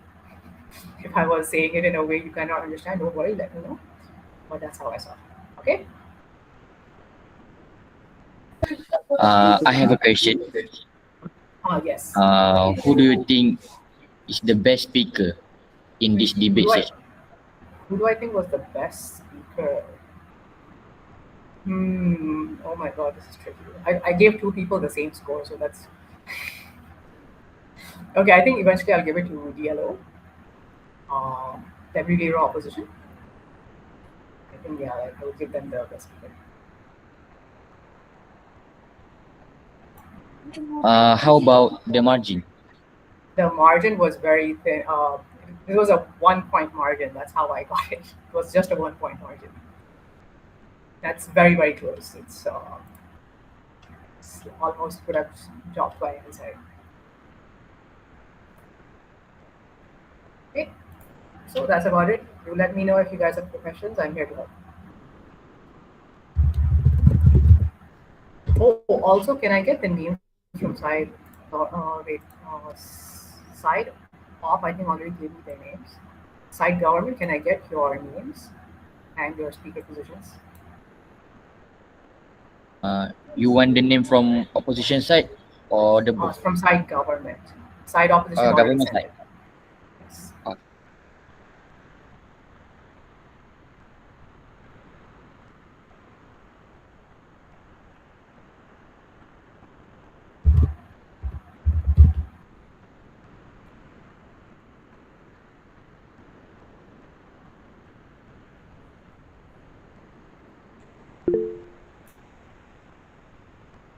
Okay, thank you. Okay, this is from opposition again.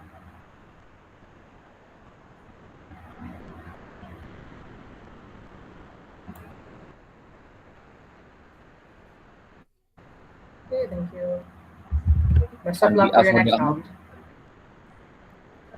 On behalf of the House, I thank the adjudicator for their assistance and I congratulate all the debaters on their performance. Debaters, you may now proceed to the main hall while the adjudicator, please go to the adjudicator's room to finalize the verdict.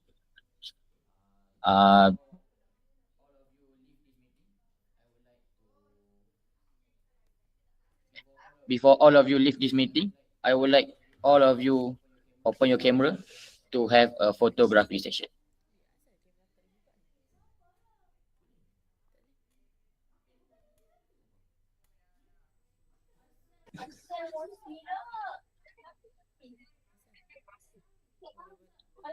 Satu, dua, tiga.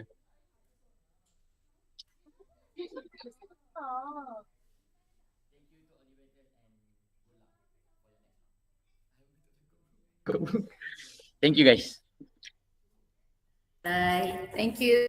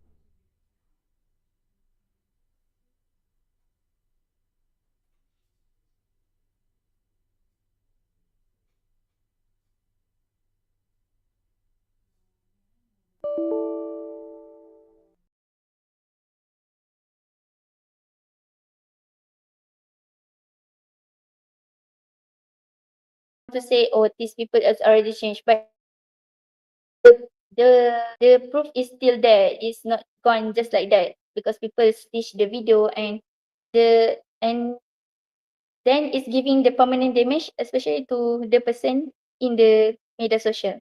So for our, I want to say our worst case scenario, if the motion fall, it's highlight that we actually trade our true self for a permanent digital record that never let us forget our mistake.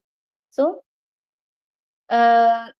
we also know that when we post to the internet, we become the permanent actor in there. So, even though the smallest mistake or momentarily mistake or everything happen, it's still there, and it's never die. So it's like our self worth is being in the algorithm.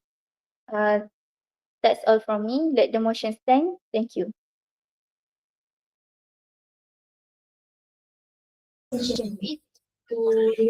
Thank you to the government whip for the speech.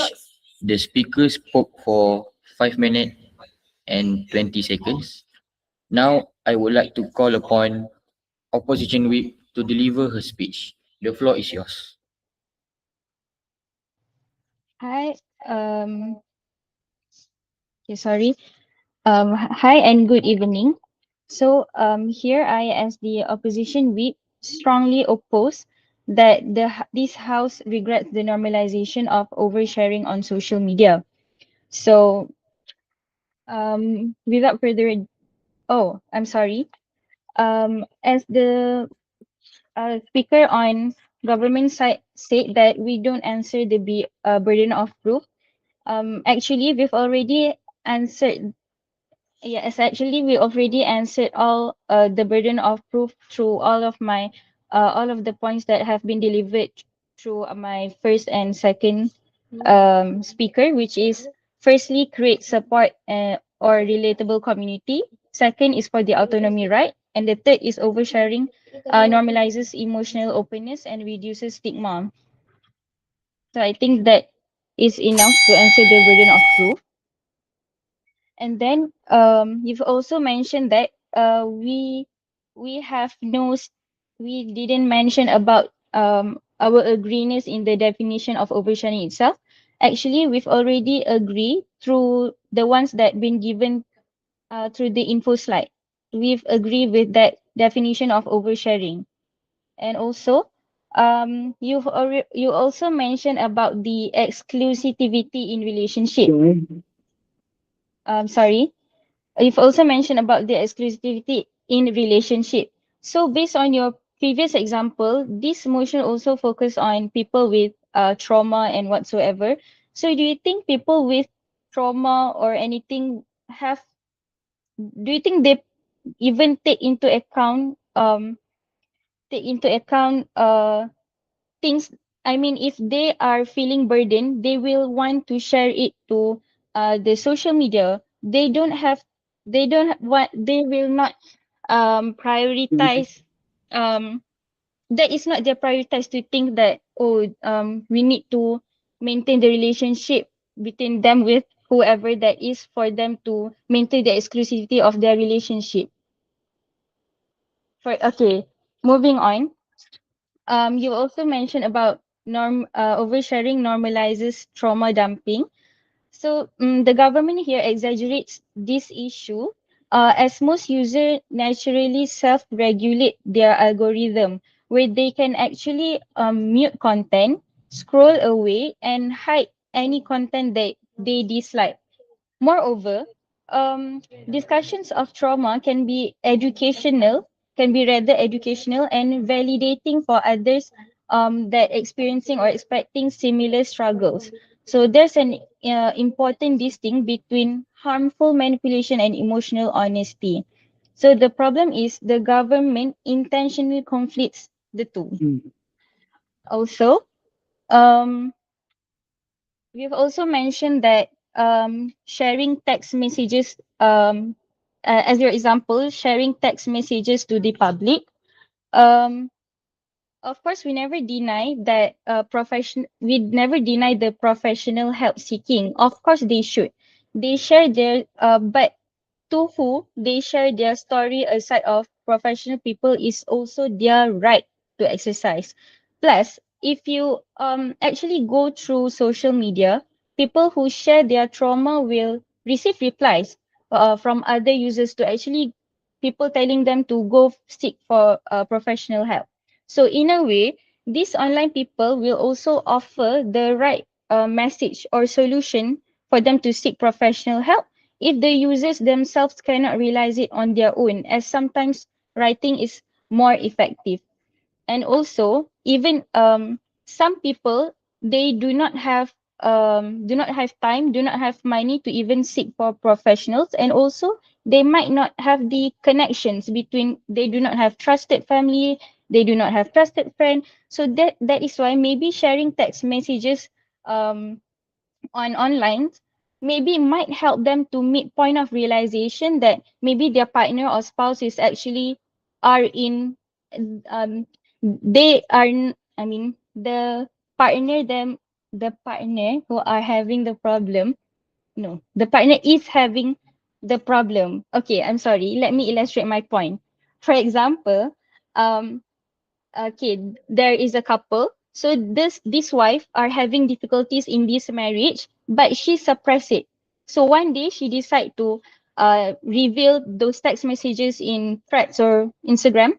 So there will be a lots of comments replying to her that, oh, this actually there is a problem with your partner's attitude, or maybe your partner's is narcissistic and whatsoever. So this can make the partner to actually go seeking to go and take more advanced solution after they are being reassured, as my previous speaker have mentioned about reassurance. And then also my previous speaker also mentioned that you said that you said process their trauma by themselves. They need they have to process their trauma.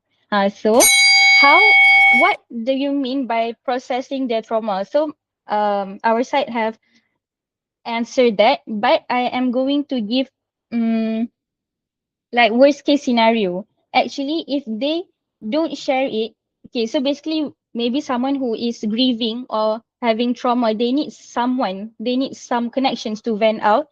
So if they do not do this, worst case scenario, if they suppress it, they suppress their feeling, they bottle up their feeling, this can lead to more dangerous cases to occur. Like maybe they will attempt suicide or suicidal thoughts or self-harm. So this can lead to more dangerous things to happen. So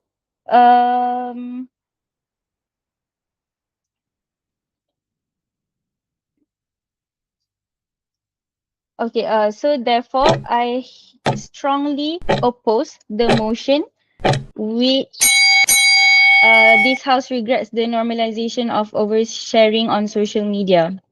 Thank you.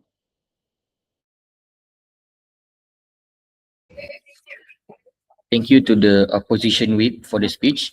The speaker spoke for 7 minutes and 6 seconds.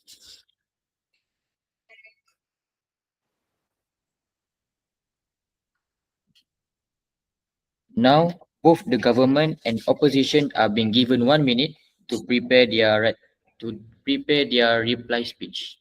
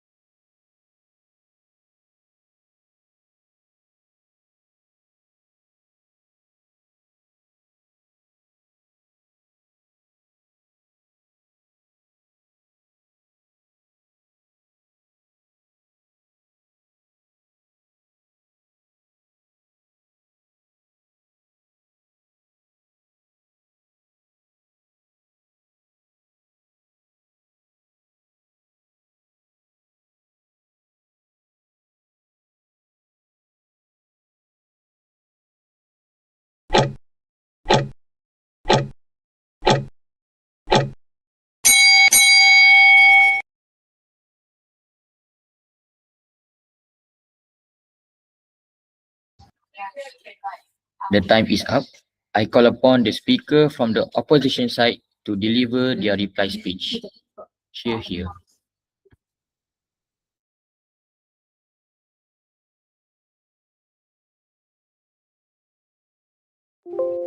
So I move on to our reply speech. I would like to reaffirm our stances on this motion. As opposition, we remain firm in opposing the motion as we should rather live in a world that where people are sometimes share too much instead of living in a world where people are too afraid of to share anything at all, fearing that they will get labeled as oversharing.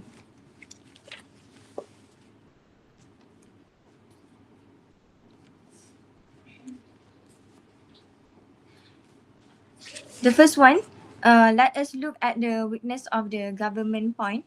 Uh, to me, they fail to understand that oversharing is subjective. No matter what parameter that's set, it doesn't mean everyone will perceive or have the same perspective as to what they are proposing. Hence, we felt that there's a loophole in there. Secondly, they diminish or denies one right to exercise an autonomy by sharing what they wanted to share. If they are so much regret in normalizing oversharing, what are their safety net in making sure that these people who overshare can express their freedom of speech? They never cater to these people and never give an alternative solution. And the third one, in terms of relationship, we also said that we never deny people seeking professional help, but whoever they share to aside from family members or friends, whether they are more comfortable in sharing it online or to people around them, it's their personal right. So in reality, they may receive more effective solution through an online replies. Now, to simplify, how do our side win over the government? Because we cater too many sides throughout our points. Firstly, we cater where they can exercise their personal rights and freedom of speech on what towards to make public and what to not. Secondly, the viewers watching may be inspired by their sharing to seek help or to even stand up for themselves. Now, let us make this clear.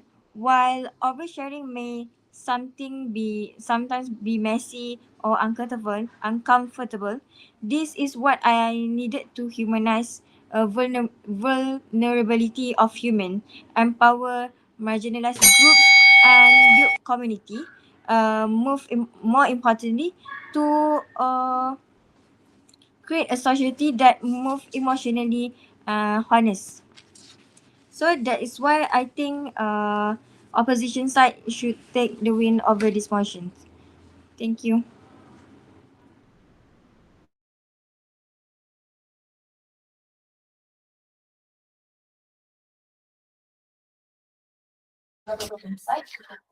Thank you to the opposition side for the speech.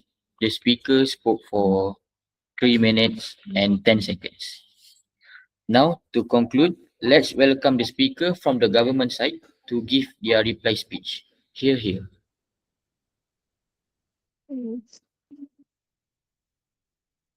Hi everyone. So let's wrap up this motion, this debate. So this house regret the normalization of oversharing on social media. So one of the main thing we are fighting over is what is oversharing. And one of the weakness that we notice from the opposition side is they keep moving the goalposts wherever they want. So firstly, they said oversharing is subjective. Later than they said they follow the info slide, which the info slide state oversharing refers to disclosing extensive and intimate details of one's personal life, thoughts, and emotions. Freedom state. And somehow again later they said that it is still subjective. You could share your personal life, thoughts, and emotion, but still it is subjective. So I don't see where does in our side we don't see where is the oversharing part actually is. We're talking about share. They're talking about sharing. So when are we actually debating on oversharing? Anyway, they give us three main arguments: reduce the stigma, individual expression and autonomy, relatable content for mental health, which is they say maybe could help people. So in that side, they only caters toward the oversharer. Okay, the one who posts this oversharing content. But in our side, we are also talking about the safety of these people, the safety of these people who are actually posting, the safety of their future, the safety of their relationship, the safety and the safety of the society, and also the safety of the everyone's online. So, firstly, they said about individual expression and autonomy, but in our side, we also talk about how this could bring harm to yourself in two ways. Firstly, harm to yourself and through digital footprint. How people could take advantage of all this information that you are putting for public views, public masses, and how they could use the information to later then use it against you. Okay, and they also talk about relatable content for mental health, which is again clashes with one of our argument, which is could bring harm to the society itself.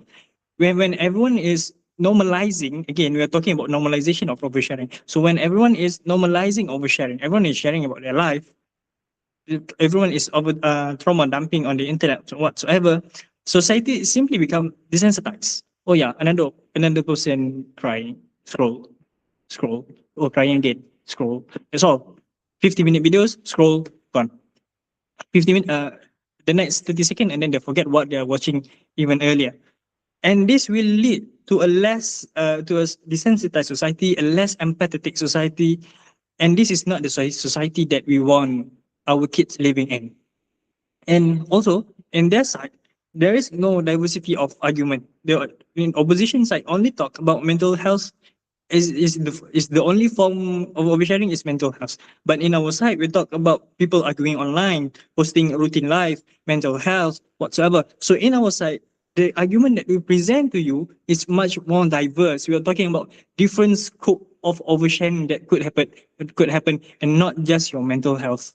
There's also your personal health, your safety, your routine life, your partner safety, whatsoever. This is all the things that we need to think about too. So, and that's why in their side there is no best case or worst case scenario. But in our side, we believe that if this motion stand, we could grow privately without the ghosts of us. And if the motion falls, the worst thing that could happen is we are trading our true self for likes and views, for the sake of likes and views. So with that, I raise my case. Thank you. Thank you to the speaker from the government side for the speech. The speaker spoke for 4 minutes and 10 seconds. That is all for this final round debate session. Since this is the silent round, no feedback and verdict will be given from the adjudicator. On behalf of the House, I thank the adjudicators for their assistance and I congratulate all the debaters on their performance. Debaters, you may now proceed to the main hall, while the adjudicators please go to the adjudicators room to finalize the verdict anonymously. Before all of you leave this meeting, I would like to all of you open your camera to have a photography session.